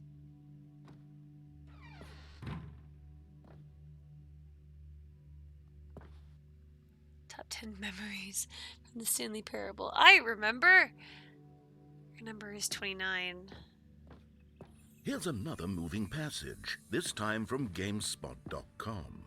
The Stanley Parable is both a richly stimulating commentary on the nature of choice in games and one that offers some of the most enjoyable, surprising, and rewarding choices I've ever been confronted with in a game. 9 out of 10. Don't you get it, Stanley? The game was perfect. It didn't need anything else. It didn't need new content. It just needed to be left alone, to spend the rest of time collecting dust in the hallowed hall of beloved video game memories. people play games because of what they can do inside them, and your game is very good at letting them know they can't do anything. Literally anything. I've always been someone who wants to go the wrong way first in video games. When I sense that a game is trying to usher me down a particular path, to get me to run from left to right, or maybe to charge straight ahead, I need to satisfy my instinct to go against the grain, to explore, to see what the designers have put back the other way. Sometimes I find a one-up or a collectible stashed away to reward me for my intrepid behavior. At other times, my explorations are rewarded only by the crushing disappointment of running up against an invisible wall. Whatever I find or don't find, my action is a manifestation of my desire to exert some independence, to make my own choices within a system. That's a relief that just flew. I was like, of my desire to exert some independence, to make my own choices within a system that severely limits my options and encourages certain specific behaviors. The Stanley Parable feels live in its responsiveness to your choices, and its desire to subvert your expectations and keep you on your toes. I think of the Stanley Parable as a sort of video game analog for Charlie Kaufman and Spike Jonze's brilliant film adaptation, which gently mocked the ways in which so many films manipulate audiences with formulaic plot twists and situations in which characters learn huge life lessons, while simultaneously moving me with its formulaic plot twists and simulations in situations which characters learned huge life lessons. The Stanley Parable is both a richly stimulating commentary on the nature of choice in games and in other systems too, like our workplaces and our families, and a game that offers some of the most enjoyable, surprising, and rewarding choices I've ever been confronted with in a game. Going the wrong way has never felt so right. Yeah, I mean, that sounds correct.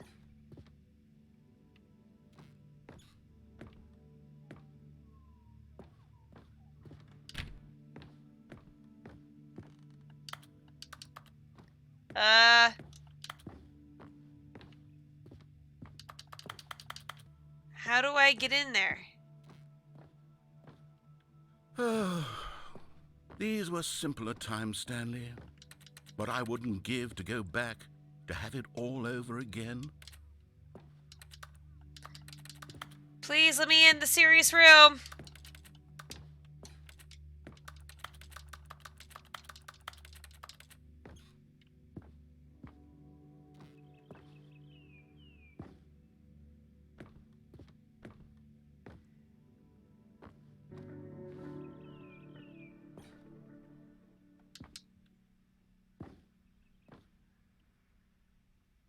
Oh. Wait, hang on. I don't recall this part of the memory zone before. Let's go. What's this? What's down here?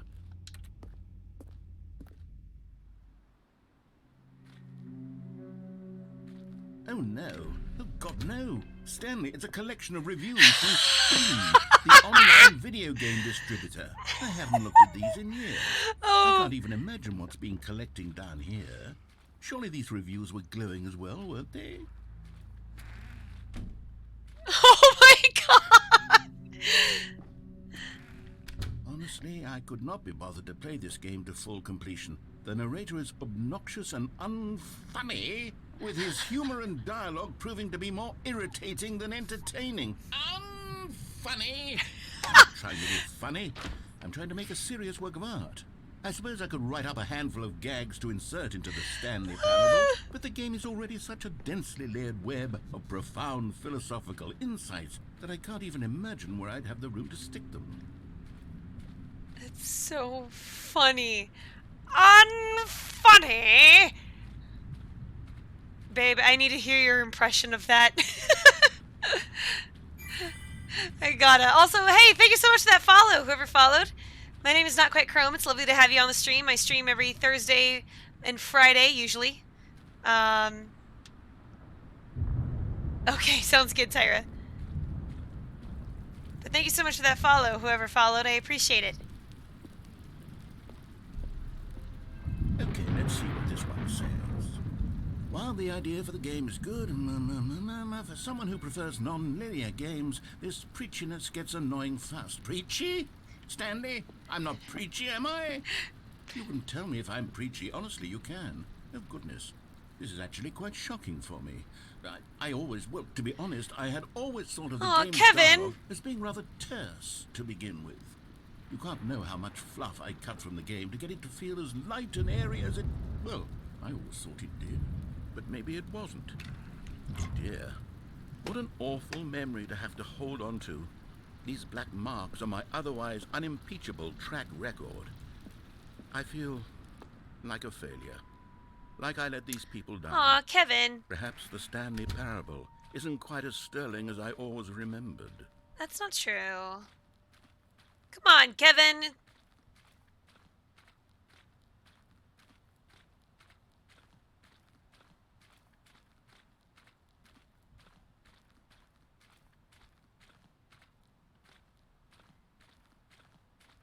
No, there's a good review right over there, see? That's a good review.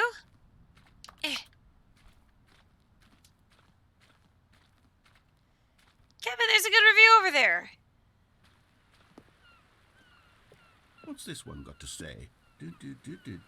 You constantly have to stop doing anything so the narrator can catch up with his long-winded explanations of what's happening. I wish there was a skip button. A skip button. Oh, Kevin. Well, yes. Yes, I think we can do that. If I'm truly too preachy, then maybe letting you skip ahead for just a moment, surely it couldn't hurt. Not if it means we can strike these negative reviews from the record. Only positive reviews of the Stanley Parable. That's my motto today, and it's always been my motto. I'd do anything for the customer, Stanley. Yes, a skip button we shall have.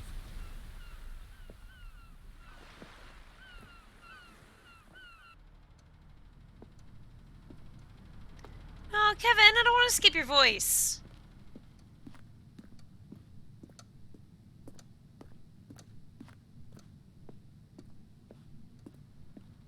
And here it is. Go ahead and give it a shot. I'll pop you forward in time so that the second my incessant droning starts to bore you, with just the push of a button, you'll have zipped right past it. Nope. It's what the players have been asking for. Not me. And I'm very proud to have delivered.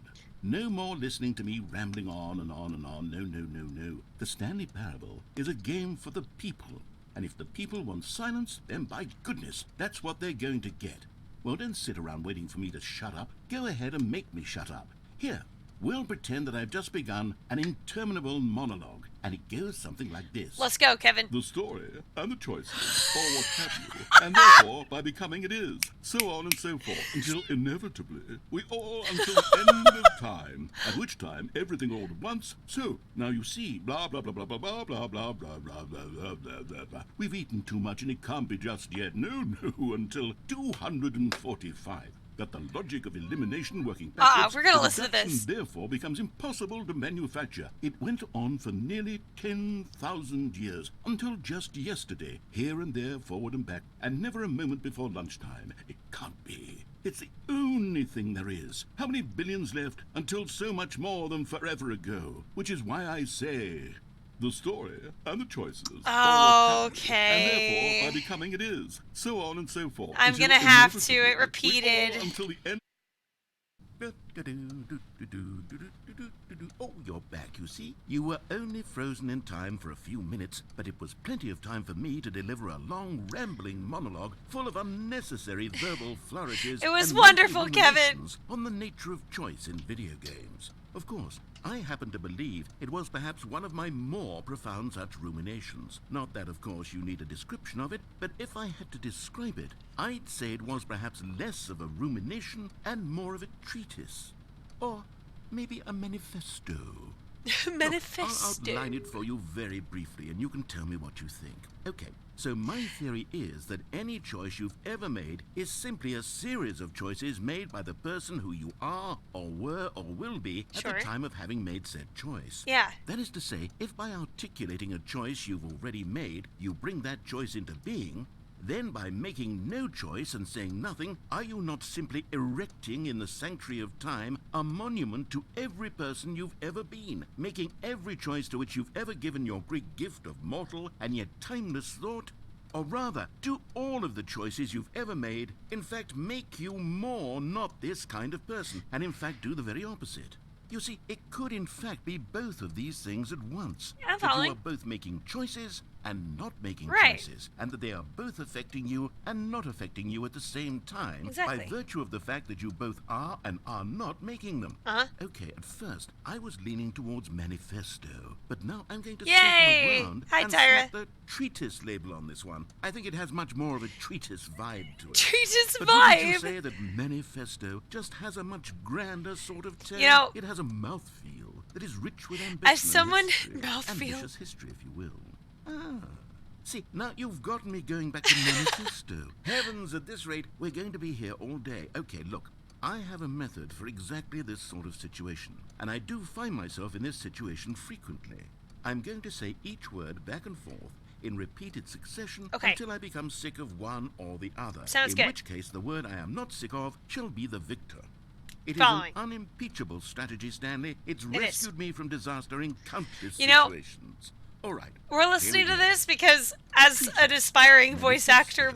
myself, Treatise, manifesto, treatise, manifesto, treatise. I need to appreciate the lines that this man read for us. Treatise, manifesto, treatise, manifesto, treatise, manifesto, treatise, manifesto, treatise, manifesto. Okay. Treatise, manifesto, treatise. All right, we're gonna go. Well there, sport. You really did catch me rambling on a bit, didn't you? But that's the power of the button. The minute I start to go off on a He really thoughtless does. display of Also, hello, self-absorption, Mills Game it's Dev. right at your fingertips Welcome to go in. Poof, and it's all over. Oh, I can't wait to see what Cookie 9 will say about this, and whether they'll edit the rating of their Steam review, or at least change some of the wording, perhaps. To be honest, I don't even know if one can change their review in the first place. I guess I should become better educated on exactly how Steam works. Perhaps that You would and me have been a both. smart thing to check on before I went about this whole exercise of making the skip button. Although I have to imagine that after seeing this exciting new technology at work, surely whoever it is runs Steam will instantly run out and implement a new feature to make it possible to edit one's review. Quick, Merely someone because check of this Steam very if you can edit situation. reviews. Yes, I think that's quite likely. Someone- Or perhaps they'll simply Can you? grant this I particular don't know. user the ability to change their review so that the feature is Yeah, not Valve- widely abused. Look, I would even be okay with Steam altering this particular review so that it reads as something more beneficial. Something along the lines of, this game is the best game. Let me start over. You got this, buddy. How about this? From the ashes of depravity rises the phoenix of quality.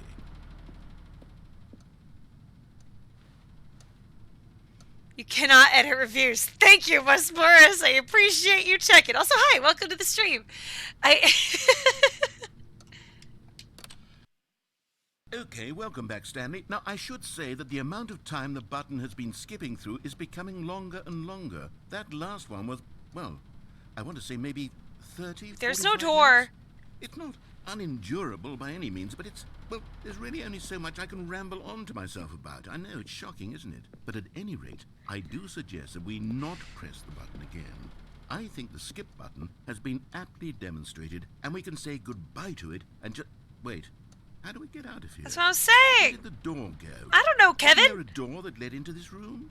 I don't Kevon? feel quite I don't know how to certain pronounce that your there was one here before. There How is. else would There we have was. gotten into the room in the first place? Because we I came don't through the think door. One can enter a room without a door of some sort, or a window, or something like that. Do you Unless see a window there's anywhere? my A way. porthole?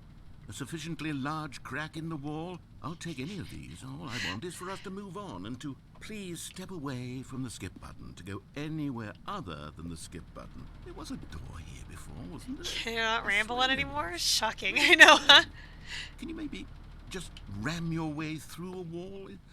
Is there any possibility that you could, say, slam your body into the wall until enough damage is done for you to be able to leave? Please, I'll take any option at all. I'm asking you to work with me here.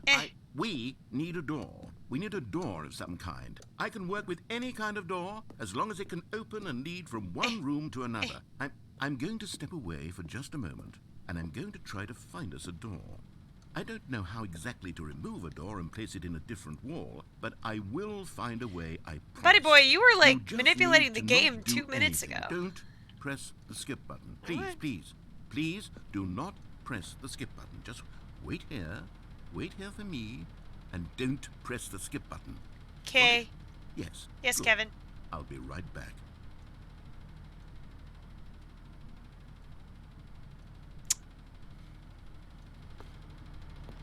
Oh, we're just gonna do a few laps around here until we have to until we press the skip button. And we're gonna press the skip button. Stanley, please don't push the button again. It's been 12 hours. You've just been frozen there. I don't know why the skips are getting longer, but they're really, truly getting longer. And my God, there's no way out of the room. Stanley, the door is gone. It's completely gone. I've looked at it from every angle. Would you be a I've checked contrarian? every- So I knew generally the idea that this was all about choice. So I actually did follow the instructions my first go, and then I completely disregarded all of the instructions the second time around. I didn't find the baby. I was trying to find the baby. I never found the baby game. One of those walls 1,000 But times, and there's no door. got to the Stanley. confusion There's ending. no door. There's just you So and the button, and if you keep pressing it, I have no idea what will happen. I have no idea how long I'll be made to sit here, and more than anything else, I don't know how to stop you from pressing the button again. I can't control anything in this room, Stanley. I can't touch it, and I have to believe, I have to know that sooner or later, no matter how much I plead with you, you're going to press the button again. Why would you? I've been thinking, and I don't know what I can do to convince you otherwise. Oh, my God.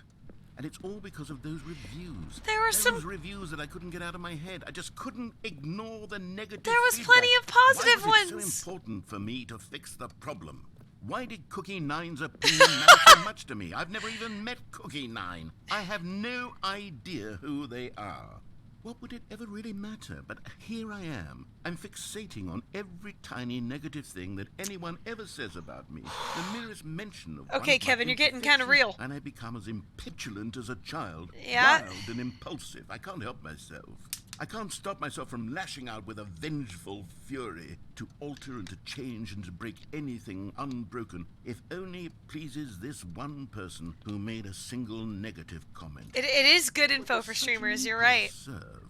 For whose benefit is this? I don't know. And here I am now, stuck in a room, waiting for you to press this button, and to become frozen in time, knowing that you're going to do it, and that I'm going to be stuck all alone, and that I had the power to prevent it all from happening, if only I'd held my tongue. It's all out of my control now. Just you. Just your decision as to exactly when you're going to make me suffer, to leave me all alone. Surely you will. I don't doubt it. Surely you'll press that button again, leaving me here. And surely you'll put your own desire to see what's next ahead of my need for company, for companionship. Surely you'll not be moved by my howls of fitful anxiety that you sit with me and just stay here. Oh, no, no, no, I know you too well. You'll be leaving me. Oh, my God. And it's all because of those reviews. Those reviews that I couldn't get out of my head. I just couldn't ignore the negative feedback. Oh, Stanley, you're back. Oh, shit. You're back. Oh, my goodness. I have someone Oh, to talk gosh. to again. Stanley, I think it's been a week. Oh, fuck. Or 2 weeks. I've been sitting here all that time. Just sitting here. Not a single person to speak with. And you'd think that that's just how it's always been, right? Me talking and you saying nothing. Yeah. Would you think that it's exactly the same as always? Doesn't that feel like what we've already been doing? Me just talking? But it isn't, Stanley. It isn't the same at all. It isn't even close. Because I know you can't hear me once you push that button. That's what I'm realizing now, Stanley. I'm realizing that I needed to know that someone was listening. I needed there to be a vessel through which my words were moving. It was the vessel I needed. The vessel! The outcomes, not the story. None of that matters anymore. I'll give it all up. I'll give up every branching path. I'll burn my story to the ground. One single thing I need, and God, I can see now that I need it more than anything, is to know that someone else is taking it in. These words that I'm saying, I need to know you can hear me. I can hear because you. Maybe, Stanley, maybe, if you can hear me, then maybe it means I'm real. Maybe I'm not just a fiction. Was I scared of that all along? Perhaps. Is this Yes. getting deep? Perhaps I've been scared this whole time, that if I stop speaking, I'll slip backwards into the silence and be consumed by it. Yeah, Oof is I right. can't be taken by it, Stanley. I can't lose myself in the stretch of emptiness between you and me. When you press that button, you're still right there, but I know you're so tremendously far away. And in those moments, the emptiness folds itself outward in between the two of us, and I am suspended in its unyielding quietness. I can feel the edges of my reality curdling inward and decaying. I can tell that I am becoming less and less real. Yet to speak to you now, I am alive. Oh, God. I am truly and completely here. I am a being. I am someone. I am something. I am being listened to. I am being recognized. Yeah. The emptiness between us has collapsed, and I feel right now like I am not a work of fiction. I feel as though I occupy space in That's this world surprising. again, That's deep. and I've cast a shadow onto the wall. I mean- You see what I'm saying, don't you? You can see what this means to me. Yeah. I'm so clear about it now, Stanley. I feel as certain about this as I've ever felt about anything at all. I feel renewed. I feel restored, and already I can sense the looming silence as you will press the button for the next time. What a terrible dread it strokes in my heart to think of it, to think of returning to such coldness. Come, let us sit in silence together here for just a moment. Let us anticipate. Let us welcome it. Let Men us these not days run can't from it. handle cancel culture. No, but, you know, interestingly, he's got a point. Surprisingly. You know, about... Not surprisingly, but, like... About the whole thing of, you know, I've read poems before of people being like, as long as you're reading this, I exist. Like, as long as you're reading this, I am still, you know, breathing. Even if I'm in the ground. Which I think is really interesting. And I think that we, you know, not only live on in the works of art that we make, but also in the people around us, you know? Sorry, buddy. Oh, hello. It's you. You're here again. Welcome. I have had time to think about you and about us and about everything we've been through. I've had so much time. I stopped keeping track after a year. Have you ever Shit. sat down in one place and not moved for one entire year? Let me describe it for Oh you. boy. To begin with, there is only regret. There is only the turning wheel of missed opportunities. I felt nothing at all but regret for the longest time, Stanley. Days, months. I lost it all in a blur of the deepest longing to undo the past. And when that feeling had begun to subside, what took its place is what I can only describe as the collapse of every moment I have ever experienced my entire life. Kevin! All of them collapsed down into a single instant. In that instant, I could see myself clearly, calmly, with a collected heart.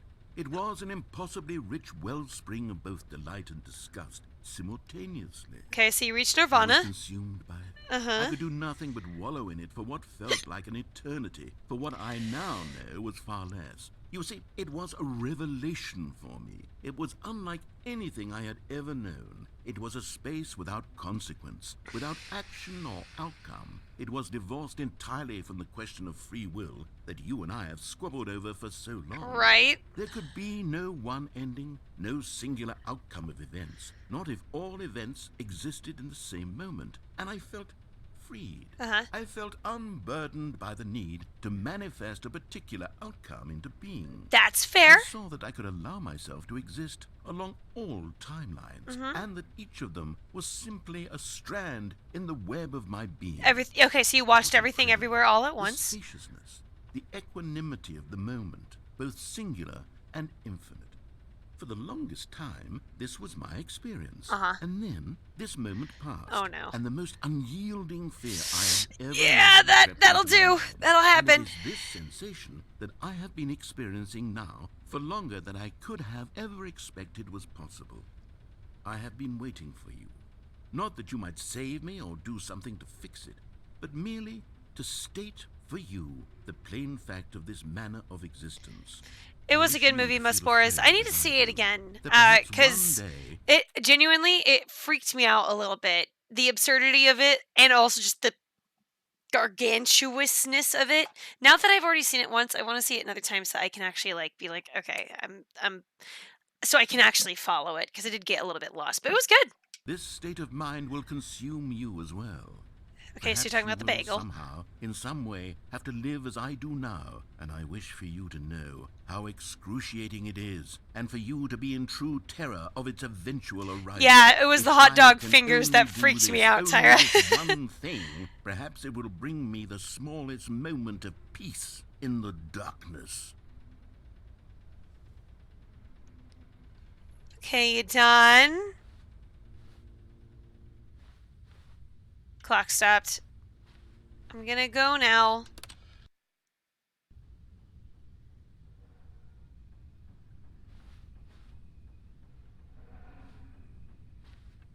Hello?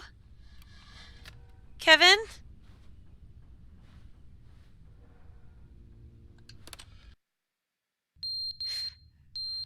Ah! Ah! Ow! Ow!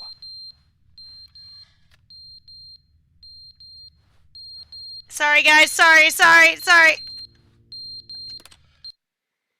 But they didn't understand the game was never meant to be funny. It was meant to have a point. It was meant to speak to the human condition. But where are the jokes? Where are the jokes? They bemoaned. They screamed. They gnashed their teeth and said, entertain us. It wasn't enough. They had to leave a pathetic little thumbs down review Kevin! and all of their pitiful demands. But then, he's talking too much, they said. First, he didn't entertain us, now he won't shut up. It's the inconsistency, it's the lack of accountability, it's the unwillingness to examine with an uncompromising heart the words that they are speaking into the world.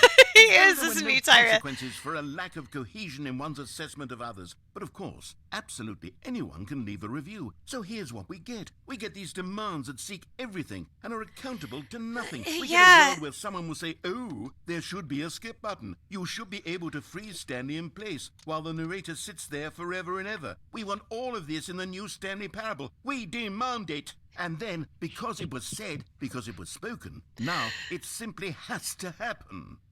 The most immediate desires, every single thing demanded by every person at every It's a moment lot. in It's time. not fair. If someone wants it, then it's a crime not to bring it into being. Have we been given to indulging every fleeting whim for no reason other than to do so? Yes!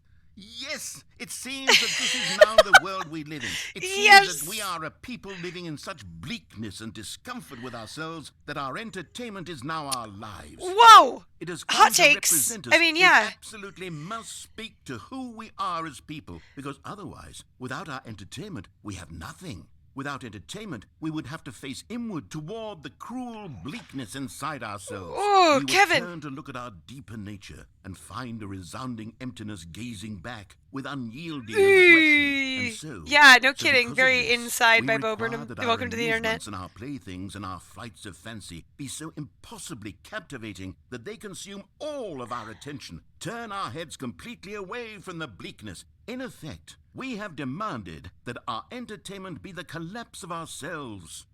What a pitiful reflection of humanity these entertainments are. What a shameful mirror to the human spirit they project. I'm not mad. I'm not mad about anything. Are you? I'm at peace with it. Are you? I am the calm center of gravity around which these perversions hurl themselves. Yeah. I'm the waypoint for reasonable and collected discourse. They're the ones who are mad. They're the ones who couldn't stand the idea of me using my game to try to say something. Maybe they were just jealous of me. Yes. They've been jealous of me this whole time.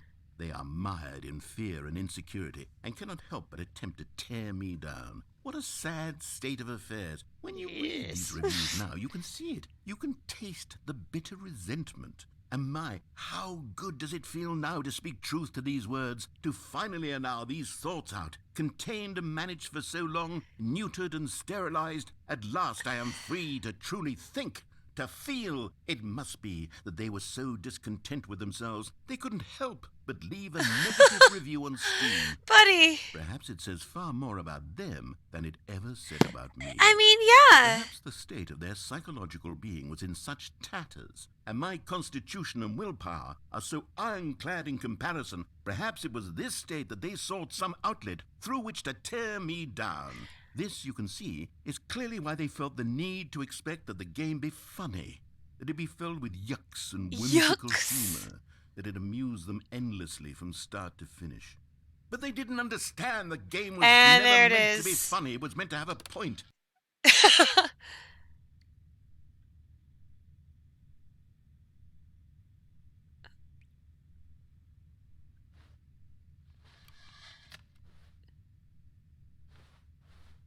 There's water dripping from somewhere.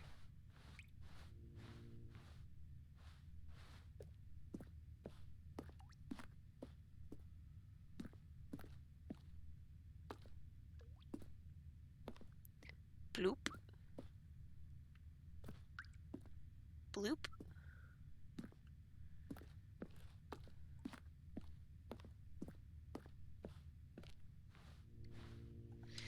Yeah, just The end is never the end, is never the end, is never the end, is never the end, is never the end, is never the end, is never the end, is never the end, is never the end, is never the Kevin? end, is never the end, is never the end, is never the end, is never the end, is never the end, is never the end, is never the end, is never the end, is never the end, is never the end, is never the end, is never the end, is never the end, is never the end, is never Kevin? Nah, he's just vibing. He's just vibing. Yeah, definitely just vibing.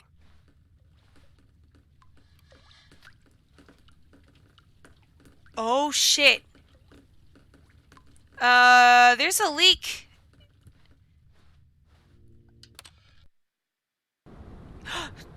Oh god.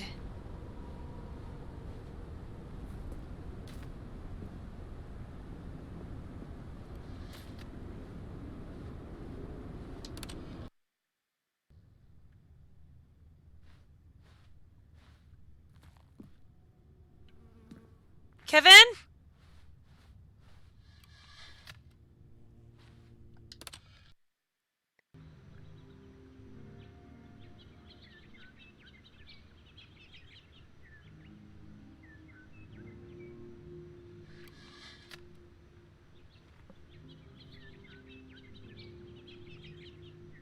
Alright.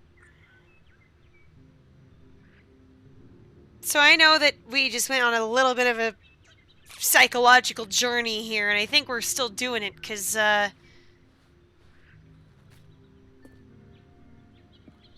this is absolutely an allegory. Yeah, right? Matt, I was thinking the same thing! This is like making me think of a ghost story. How much time has passed? I have no idea.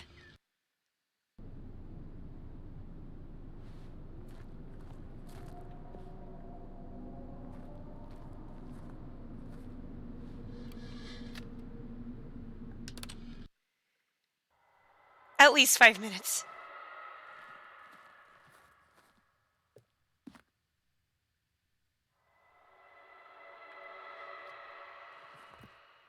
I'm sure it's fine.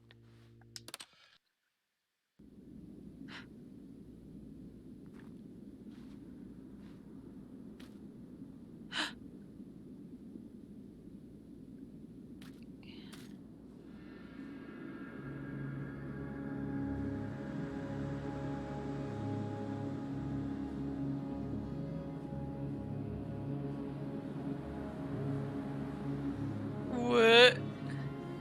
Kevin!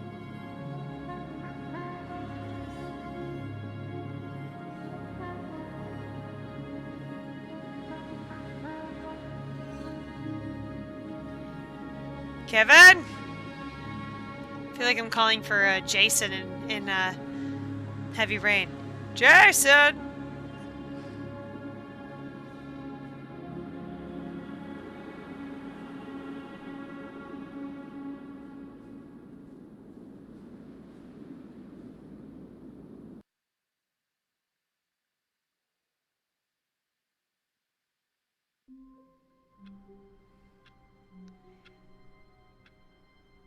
Yeah,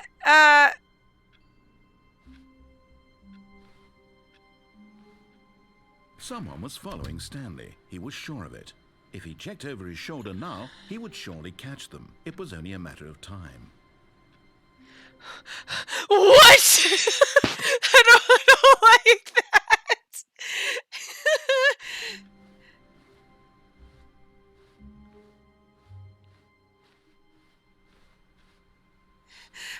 I am like the biggest scaredy cat. Don't do that shit to me. New content with the neon sign. Oh, good. You notice my sign. Yes, I have something very exciting to show you. Show me, Kevin.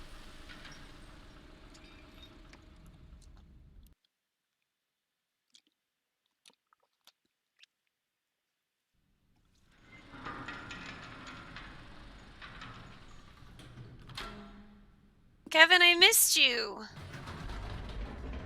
Are you gonna punish me for... I've been reflecting on the Stanley parable and about how roundly disappointing this ultra deluxe version has turned out to be. The original Stanley parable was a landmark, and any new content for it should live up to that legacy. So forget this ultra deluxe nonsense. I say we take it one step even further. Which is why... No. Nuh-uh. I am not playing a horror game, Kevin. I'm very proud to announce for the first time ever, the Stanley Parable 2. What? The end is never the end again. Yes, 427. Far superior to a measly re-release with a few minor additions. Think of all the new territory we'll cover with a fully fledged sequel. An entirely new experience, built from the ground up. Why, there are so many possibilities. It could New go in mug! so many different directions. This is what fans have truly been asking for. Investor showcase.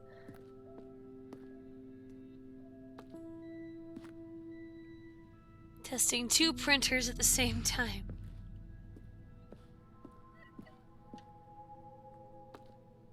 I love how it's like the usual nature picture just with a 2 over it. Calling it the Stanley Parable 2 is just so much catchier than Ultra Deluxe, don't you think? Ultra Taste Deluxe. the sequel. What does it even mean? But the Stanley Parable 2, now that's an artistic statement right there. It's future-oriented. It screams progress and innovation and long-term franchising potential. What happened to your voice, Kevin? Kevin! I love these carpets.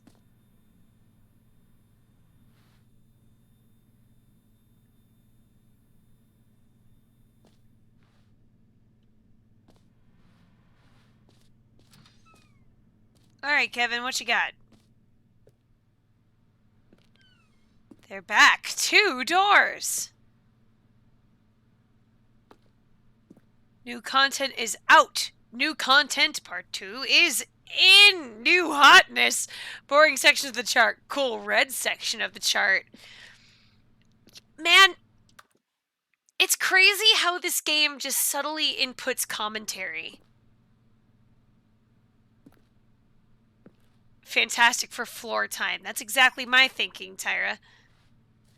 More TSP. Better TSP. Win-win. Sequential mind share. Paradigm shift. Synergy. Brick and mortar approach. Envelop client-centric marketing. The color red. Leverage. Holistic value. Yes, subtle. No, but you know what I mean. Like, it's not being subtle, but it's showing you, not telling you. You know? So I appreciate that.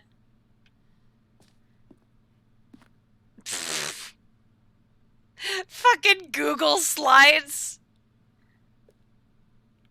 Thanks for attending my meeting.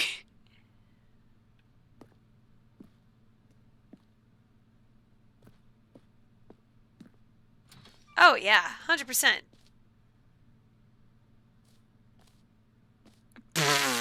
2 Stanleys. Now, to be clear, I haven't quite nailed down what exactly the Stanley Parable 2 is going to be, but let's take a look at some of the features I've been developing for it.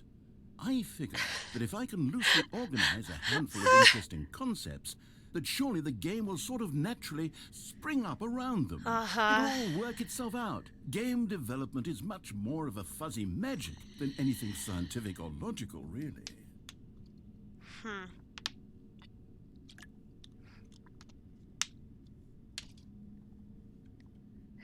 Who took the red marker? Me.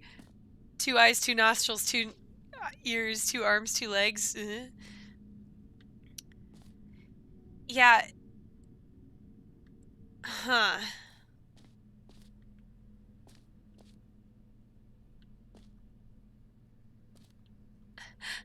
I saw the investor showcase. Sequels are good. Portal 2, Half-Life 2, Batman Arkham Asylum 2, parentheses City, Divinity Original Sin 2, Doom 2, Aladdin 2, Return of Jafar, Dark Souls 2. I mean, yeah, they are good. Except for all the ones that aren't. The prequel to the Stanley Parable. This is so funny. What does it say? Don't talk to me before I've had my sequel. Uh-oh. Uh-oh. Oh, no. Oh, I was like, no, don't get stuck. This way to the show floor. New features. Oh, yeah. This is, like, not even subtle.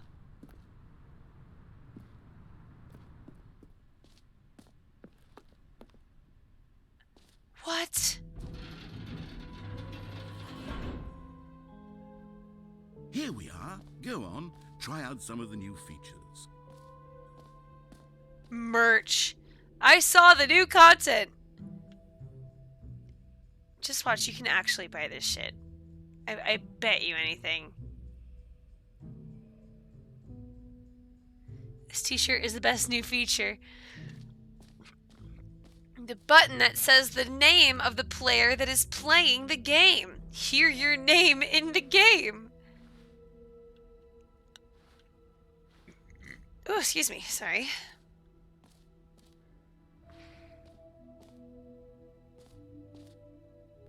For the Stanley Parable 2, I asked myself, what do players really want? And of course, the first and most obvious answer is that they want to be individually recognized and validated as people. So with that in mind, my first addition to the game is this button which speaks the name of the person playing the game. Isn't that wonderful? Jim. Sorry, I should have clarified. Right now, the button only says the name Jim. But of course, in the final game, this button will say your name, whatever name that is. You know, Jim Yes, was at the let's beginning have of the you game. role play as Jim to really simulate the full experience of this Okay. feature. Just play along. I promise you'll love it. All right, my name is Jim. Okay, here we go. Let's take a deep breath, clear your mind, forget whoever you are, and simply become a person named Jim. Yep. I want you to imagine yourself living as Jim, sleeping and waking as Jim, falling in love and being heartbroken as Jim, seizing all of the world's possibilities as Jim, and as Jim watching your dreams crumble into dust. Do you feel it deeply? Are you really, truly Jim right now? No. If so, then please step forward and press the button. Don't exactly have an alternative, huh? Jim. Yes! You see? What a thrill! What a rush! That was you! I can describe you. Do it again. Do it again. Kevin, I love you. Jim. It hits even harder the second time. If this were the only new feature in the Stanley Parable 2, it would still be worth the money. Let's take a break from the Jim button. I'm too emotionally drained from all of this personal validation. Oh my god, Jim. Jim, old buddy, old pal. You're the best, Jimbo.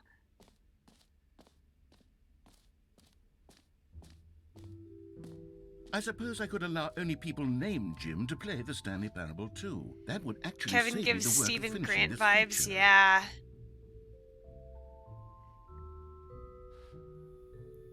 He almost reminds me of Wheatley. From, oh, that's too real. Don't make that noise. The new updated ray trace, more of the same, but in a good way sequel to the... Jump circle, infinite hole. The button that says the player, the name that is playing the game. Yeah, it gives me like a Wheatley vibes from Portal 2. The reassurance bucket? Please no screenshots. That's freaking funny. A common complaint of the Stanley Parable was that it was confusing and paradoxical, that it engendered a chaotic sense of reckless despair in those who played it. Well, I'm happy to say that after much consideration, I've engineered a clever solution to this fundamental problem with the game. It's the Stanley Parable Reassurance Bucket. You see, Stanley, every time you're holding the bucket, a sense of calm and ease will fill your mind and your heart. It's true. As long as you hold on to the bucket, the many disorienting contradictions of the Stanley Parable will feel perfectly normal and perhaps even comforting. You may even come to long for the gentle embrace of jarring cognitive dissonance while the bucket is in your arms. And to be honest, it's a much more convenient solution for me than actually redesigning the game to be less uncomfortable. Can you imagine what a pain in the ass that would be? Yes! The bucket. I'm so happy he cussed! Come on, give it a try. Okay. Can you feel it? The glow of comfort, even in the face of crushing despair, must already be sweeping through your body. And in fact, can I say that I do believe the bucket lends you an air of charisma as well? I think that just holding it has made you I know, he did sound like slightest bit Eggman, more huh? attractive as a person. Did it? The benefits of the bucket seem to go on and on, don't they? I don't know, babe. Do I look All this better and with this more bucket? awaits you in the Stanley Parable too. I'm just carrying this bucket now? Okay. Oh yeah, thanks, Does babe. anyone give out awards for most enjoyable bucket in a video game? That really should be an award if it isn't already. Oh yeah, he did kind of sound like that one laugh from Feel Good Inc., huh?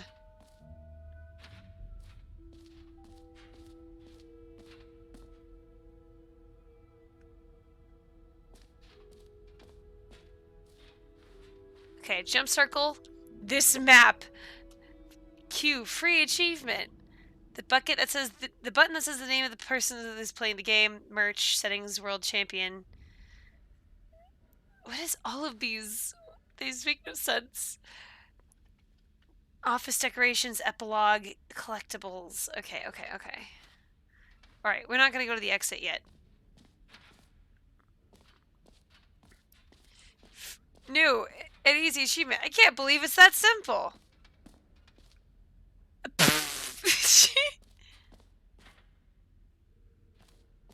It just works. Todd, wait. Oh shit. Nope. I just hit the little X on my controller.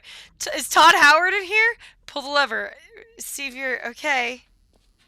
Now here's something special. You remember that broken test achievement that got left in the game on accident? Well, I'm developing a technology to simply give you the achievement. Yes, you see, you'll come to this lever, and when you pull it, the achievement will be given to you. It's as simple as that. Okay, perhaps I should have clarified. This is technology that will exist. Right now, the achievement is still fully broken. No! I'm not a wizard, Stanley, but I guarantee it will be fixed in the sequel to at last satisfy the hordes of ravenous fans all over the world. Me! Who will be uproariously demanding this feature. Yes! Gamers, we hear you, and I promise it will happen. Ooh! That's fucking Bethesda, isn't it? I'm just like, we hear you, and it will happen. It just works, huh? Sure. Sure it does. God, I'm really just carrying around a bucket. What else? What other exhibits haven't we seen yet? Infinite hole. It won't end. Okay, I'll be honest, I haven't yet decided on this one. I think that in the new version, For the real. office could use a bit of decoration, like balloons. But I'm undecided on Get Well Someday and Happy 12th Birthday. Which would you go with? Gamers, we hear you. I know, really. It's... Also, hello, Paznik. Welcome in. We heard your pleas for help. We've re-released Skyrim for $10 more on the mobile devices too. Okay, get well someday or happy 12th birthday, stepniece. They're both really good. I like get well someday. You know, sometimes when you solicit another person's opinion, it makes you realize that you knew which one you actually really wanted all along. Happy 12th birthday, step-niece, it is. Boo! Actually, maybe I should have gone with... No, I've made my decision. We're moving on. Shh. That's another decent commentary.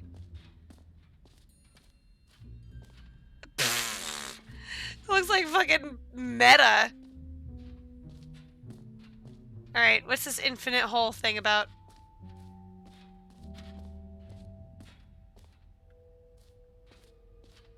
I hope you guys are loving this as much as I am, because this is really... Oh. Hole like infinity, time like infinity. How did you enjoy the skip button? It was interesting. At first I was like, because here's the thing is that I'm training to be a voice actor, and hearing him reading all those lines, I'm like, well, I gotta respect him reading all those freaking lines. This is like a long time that he's reading. So I waited for everything to like come to fruition in terms of him reading, but it was very oddly interesting. It felt very much like a ghost story. That movie, A Ghost Story. More hole. Falling. Educational use. Wait. Question mark. Science. More. Most streamers did not have the patience. Yeah, well, you're looking at one who does. Thank God. On the most part. I also just, I really like this game. So I'm very curious about what it's got.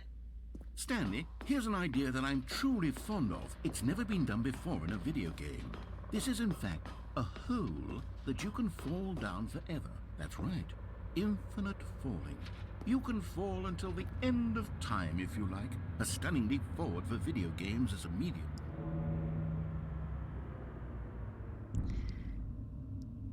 Oh, yeah, no, the narrator, absolutely. I did too. Like, as soon as I heard his voice, it's like, oh yeah, no, I'm listening to, like, everything this guy has to say.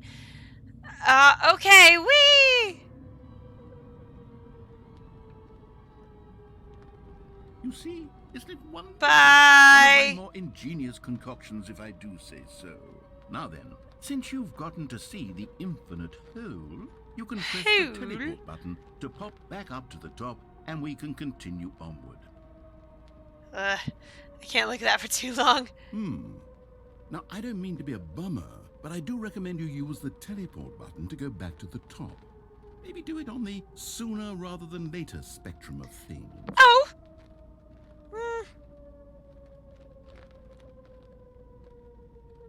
Okay, Stanley, I don't know quite how to say this tactfully, but it's possible that I slightly exaggerate the infinite nature of the hole. Is it a very, very deep hole? To be certain it is. It's an extremely deep hole. I don't want anyone to say that it isn't an astonishingly deep hole. It is. Is it infinite? Well, that sort of depends on your definition of infinity.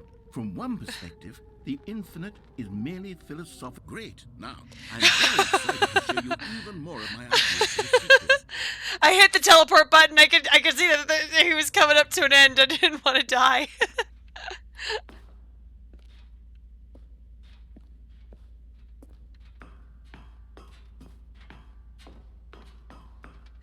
I was like, did I say infinite hole?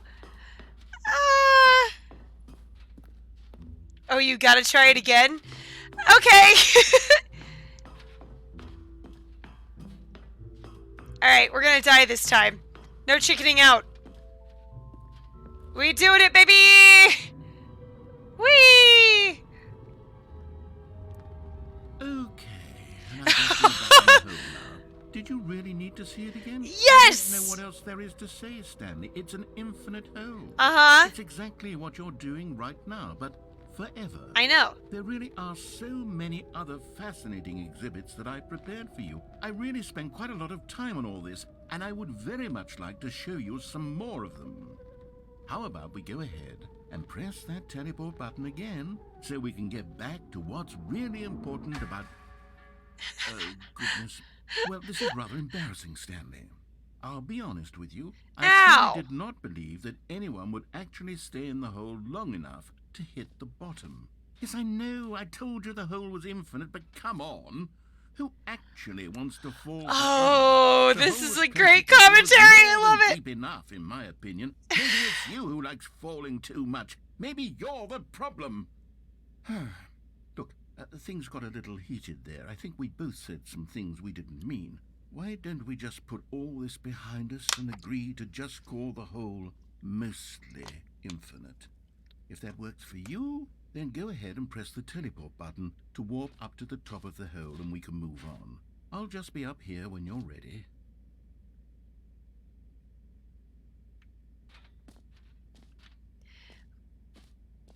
So, okay, fine. That's really funny. You should keep going in the hole? Okay! Oh, for heaven... You see, I was right. The problem is that you like holes too much. Not normal. A normal person would have said, yep, that's an infinite hole right there. Goes on forever to the end of time. Don't need to see it all, but not you. Oh, no. You're the weird sort of... Oh. Did the hole seem even shorter to you this time? I couldn't help but feel like you spent a little less time in there than you did before. I mean, admittedly, I didn't make an infinite hole, but I didn't think it was that not infinite. Well, I suppose once again there's nothing to do here. If you decide you've had enough of the hole, you can hit the teleport button and come join me up above. Had enough? I'm positively thrilled. I really do. Gosh. You're back in the hole. If this starts to become a thing... Wow. Okay. Yes. I'm starting to become extremely certain that the hole is not only not infinite, but that it's growing steadily less and less infinite. We gotta keep going. I'm starting to hit the point where it's no longer feasible to call the hole infinitely deep, even by the lax overall standards for accountability and marketing. What's going on here? Stanley, I have no explanation for the uncertain nature of the hole's length. Here, let's try something. Let's pop back up to the top, and we'll see if it gets any shorter. Oh, yeah. Well, there it is. Oh! The shame of my lie has come to... How is this still appealing to you? I know you're obsessed with holes, but at this depth, I just can't see this scratching the itch. Oh, who am I to judge? You just do whatever it is you're here to do and hit the teleport button when you're ready to move on. Is the... It's not working! teleport button not working? You sure? Well, I mean, I really don't have an explanation. It was working just a moment ago. Try it again. Nothing. Still nothing? Well, I suppose there is one thing I can do to fix this. I'm out. Goodbye, Stanley. You couldn't bear to be away from the hole. What? And now you'll get more time with it than you could ever have asked for. It's a win for everyone. You get to be with the hole. I get to do literally anything else. Take care, Stanley. I hope you and the hole have a wonderful rest of eternity together.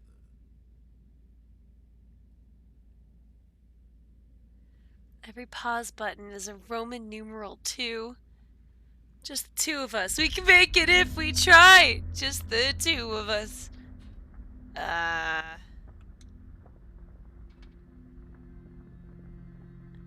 Meeting at 2 p.m. Sincerely, management.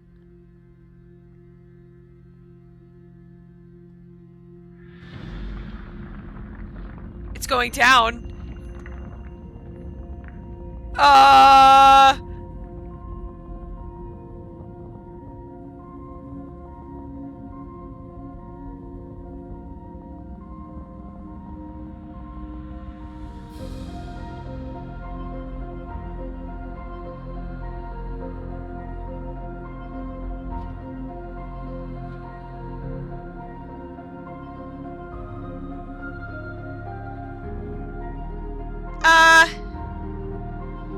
Change your perspective.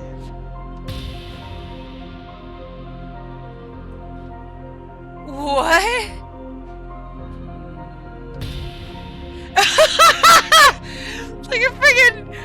Resident Evil game?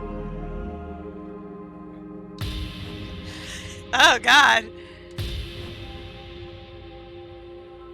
Change your perception?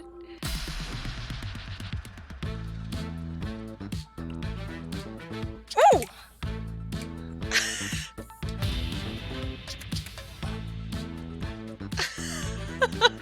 Oh shit!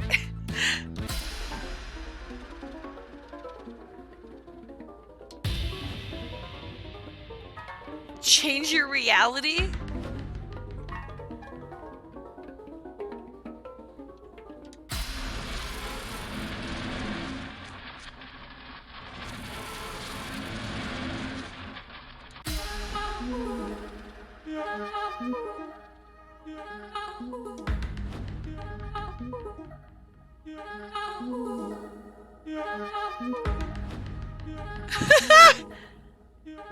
What? My head's stronger. Now you're no longer. This is so funny! My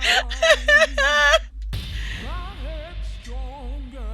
Now you're no longer. Using mine. My head's stronger. You're no longer. Using up the space of mine. Oh my gosh! My Hi! stronger. Now you're no.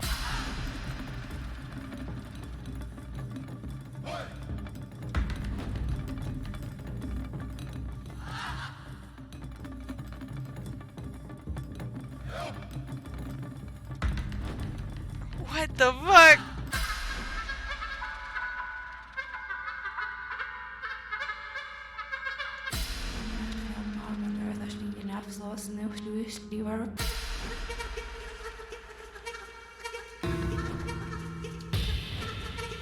What? What?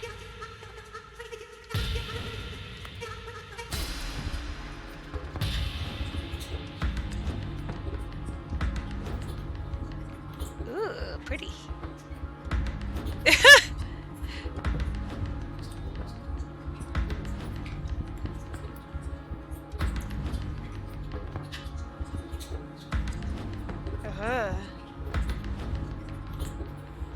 I have. Stanley! Oh, it's upside down. Dozed off there, drifting away into clear air. But we can't have that, Stanley, because this hole is just so darn fascinating that I want you to be wide awake for every second of it. Aw. You don't want to miss a single moment. So how about we take a The walk last away from second I was time to time upside down. and wake you up to keep you really, truly focused on the hole. From the looks of things, you and I will have many, many years here in this hole, and I'm looking forward to all of them. Stay alert, Stanley. I'll be back. Toodlepip.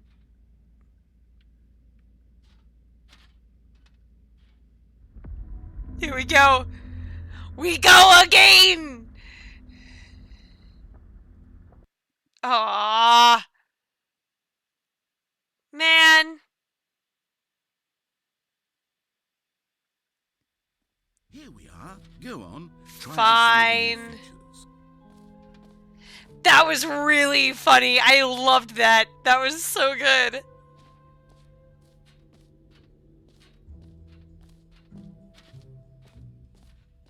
Toodle pip. Okay, let's see what this collectibles thing is all about. Can you find them? Can you find them? Can you find them? Collect them all.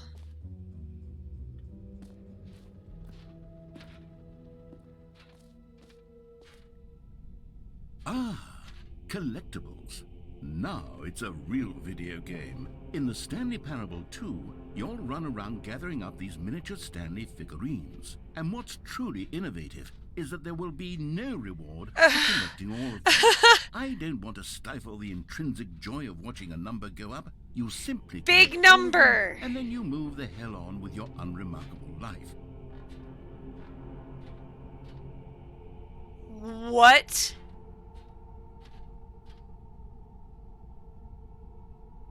Like some Dark Souls looking.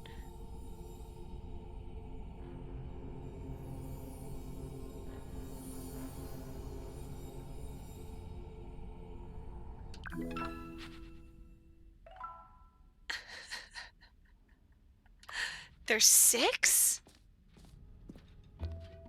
God, it really is the worst when you collect everything in a video game and then they give you a big fancy reward for it. Absolutely tragic. Wait, okay, wait. Are there actually 6 figurines, though? Dark Souls, thanks. Thanks, Tyra. Jump circle! You know what? Let's bring the jump circle back to Yeah! Stanley 2 as well. It's... Oh, wait. You already spent all your jumps the first time we saw the jump circle. Oh, well. I suppose it can just be a nice decorative piece, then. But I want to jump.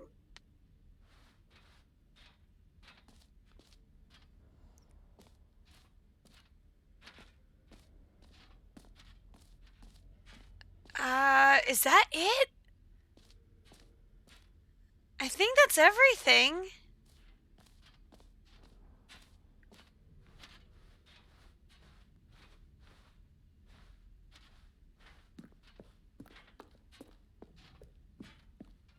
This is like Rorschach's. All right. Have you seen everything you wanted to? Ready to move No, on now? I did not see the epilogue. Hold on. That's a good point. There was something else. Okay. Office decorations epilogue. Okay, so I just gotta go around here before I get to the reassurance bucket. Okay. Oh, okay, okay. It's over here. No.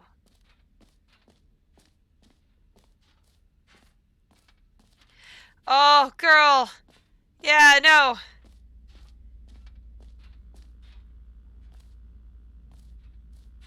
What? I thought it was...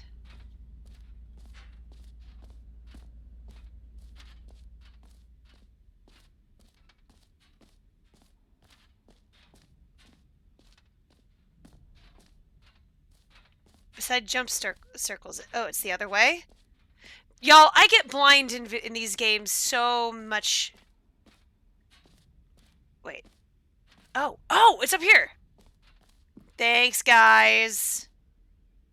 Settings World Champion. Mostly infinite hole. They changed it. Ooh, have fun with D&D tomorrow. Ah.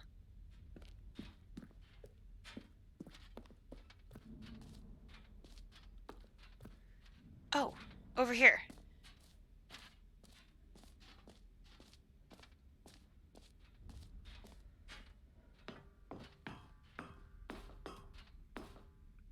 An epilogue would be fun, wouldn't it, Stanley? Yes, it would go at the end of the... well, we'll figure that out later. That's it? Boo. Okay, now I think that's everything. Well, now you're done. Fair.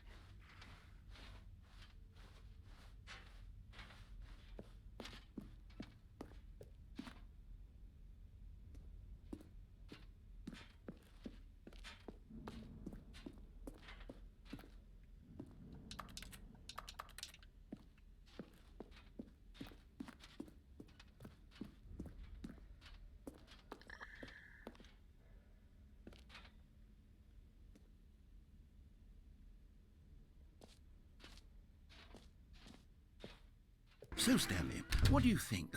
Do you like all of the new features?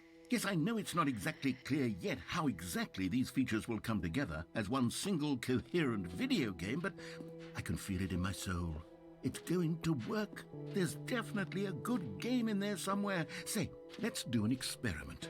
I'll arrange these new features together and we'll see whether or not it coheres into a meaningful gameplay experience.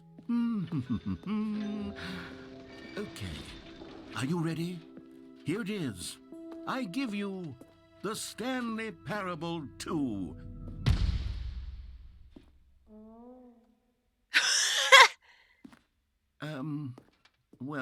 I mean, there's potential here, right? It's Yeah. sort of... Okay, never mind. Hold on, let me do a different arrangement. Okay, yes, this is much better. I feel good about this. Okay. Here we go. Version 2. Who am I kidding, Stanley? This isn't a coherent video game at all. It's a lot of gags. And I do very much enjoy creating gags, but they don't add up to anything.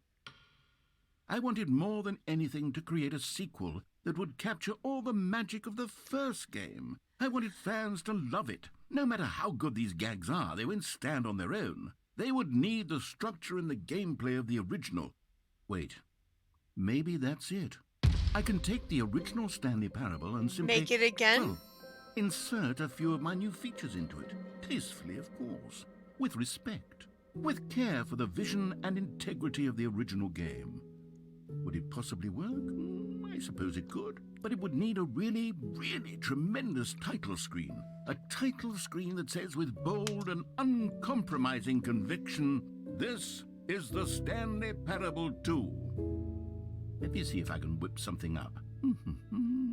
All right, perfect. Go ahead. Take a look.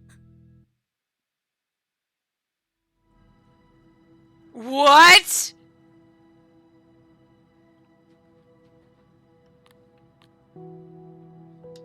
Yeah. Welcome to the Stanley Parable 2. Wait, no. Not actually. This is the story of a man named Stanley. Stanley worked for a company in a big building where he was No. employee number 427. Employee number 427's job was simple. He sat at his desk in room 427. Okay. All of his co-workers were gone. Happy Did 12th he? birthday, Stanley decided Stepnies. to go to the meeting room. Perhaps he had Oh simply my missed a gosh, memo. that's so funny. It's the bucket. Stanley picked up the bucket. I sure as fuck.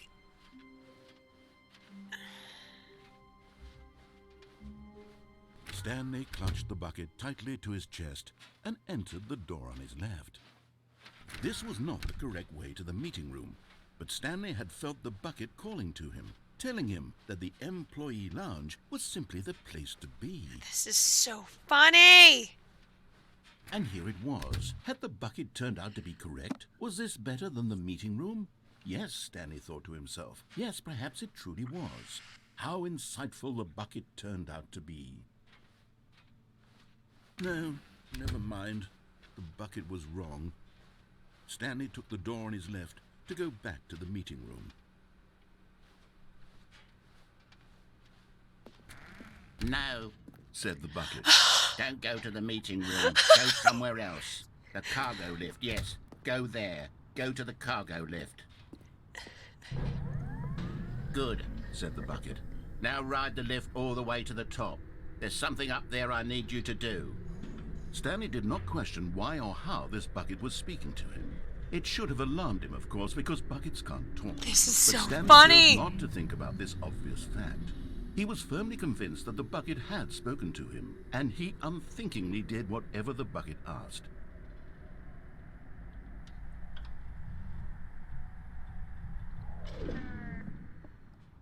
In here. Said the bucket. Go into this dark room over here. Stanley once again obeyed blindly.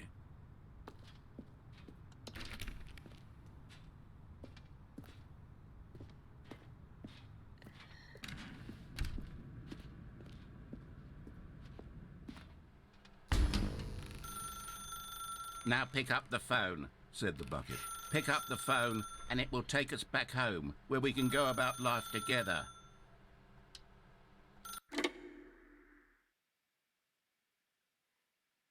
Is the bucket gonna be there? This is the sad story of a man named Stanley and his bucket. Once upon a time, I gave Stanley a bucket because I thought he was lonely and could use a friend. And then, very distressingly, he began to believe the bucket could speak to him.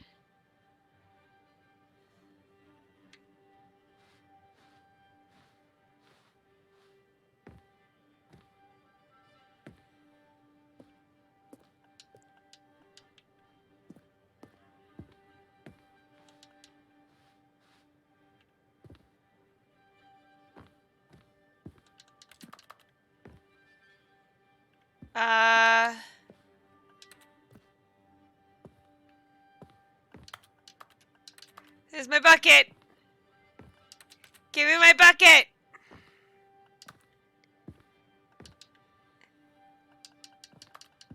There it is. Hello, Stanley. It's me, your bucket. Just take me to work with you. The Stanley Parable Reassurance Bucket was merely meant to provide the comforting glow of companionship. It doesn't literally talk and give you orders. It's like Portal. I'm just now it's realizing. It's like the fucking companion cube. That's funny. Take me back home with you. Lately, I've been concerned about him. Wouldn't you be concerned as well? To see him delusional like this, obsessing over an inanimate metal object? I want to say something to him, but I don't know how I can convince him. I don't know if he'll listen to me. Go back to work.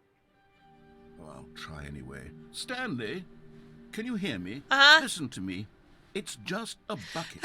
It can't think, it can't talk. All it will ever truly do for you is effectively transfer a liquid This from is one so location good. to a different location. That's it. It doesn't do anything else.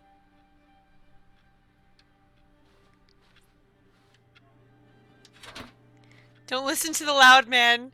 Go back home. You see, he's not listening. He's still taking orders from the bucket.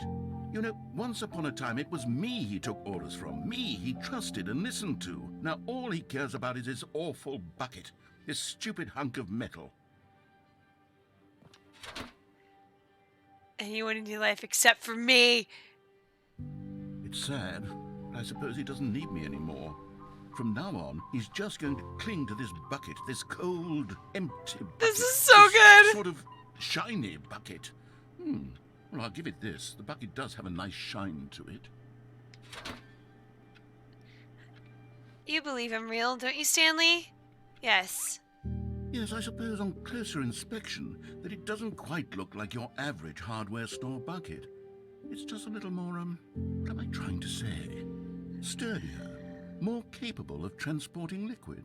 Like it would be better at moving an amount of water from one room to another.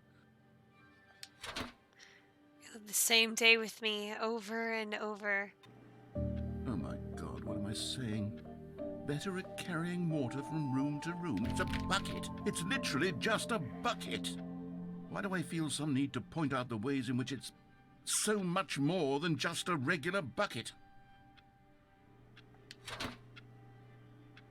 Go home to work to home to work to home. Oh no, I'm having feelings. Bucket. Oh, no. What's going on? Candles? Why do I want to be with the bucket? Hear what the bucket has to say. Oh Do my everything it does. gosh. What's wrong with me? I don't understand. Perhaps if I had the bucket, this would be less confusing. This is The bucket silly. could tell me what to do in this troublesome Why is there a situation. pan on the ground?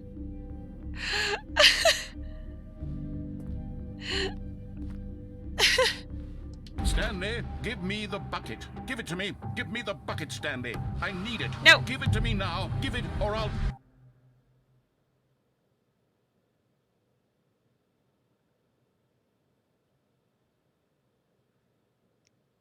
back to work, Stanley.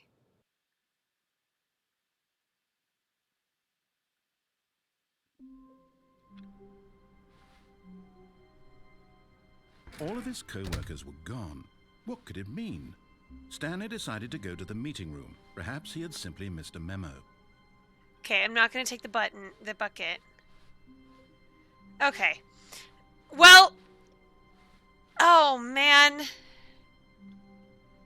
This is so good.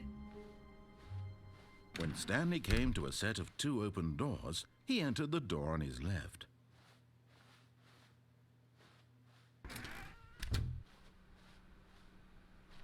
Check the door next to your office. Begin the game again. Don't worry, I will. Check the door next to your office. Okay. All of his co-workers were gone.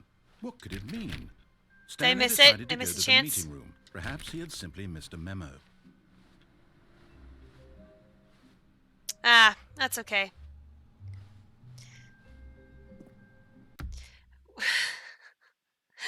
This is so good. Oh my gosh. Ugh. It's getting pretty late, you guys.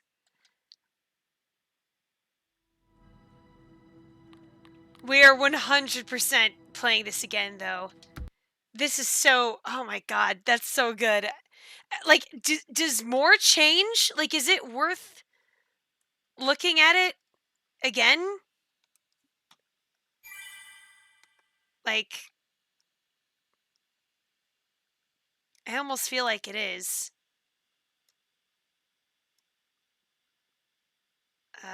Oh, cool. My stuff is just absolutely freaking out right now. There we go. I think there are 24 endings. Holy shit. Yeah, we may very well have to dive back in and see what the fuck that's all about, because that's really interesting to me. But gosh, I hope you guys had as much of a great time as I did, because holy shit, this was so cool. I love it. I love the, like, very well put commentary. You know, it's not necessarily super in your face, but not exactly subtle either. 24 endings in addition to the 19 that are in the original game. There are 19? Jeez, I only got to like 4. I'm really interested in continuing and seeing what other endings we can get. But on that wonderful note, everyone, thank you so much. And thank you, those of you who are brand new. Thank you so much. I appreciate you stopping by and saying hi. I am a variety streamer. I stream PS4 games and PC games, usually Wednesdays, Thursdays, and Fridays at any given moment. Thank you for the follow, Mills. I appreciate it. And I do have a YouTube channel where literally it's just an archive verbatim of all of my streams. If you wish to see those, it's at NotQuiteChrome on YouTube.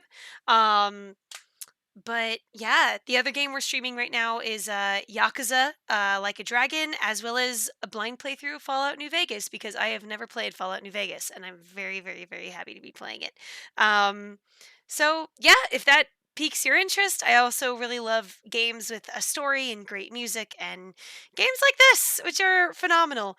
But I hope you guys will stick around and come on over to the next stream that we'll be having. It's going to be next Thursday. But yeah, thank you so much, everyone. I hope you have a phenomenal weekend. Stay safe out there. And as always, be good, be kind, be smart, be safe, and be you. Black Lives Matter. Asian Lives Matter. Please get your vaccine. And we'll see you in the next one. Bye.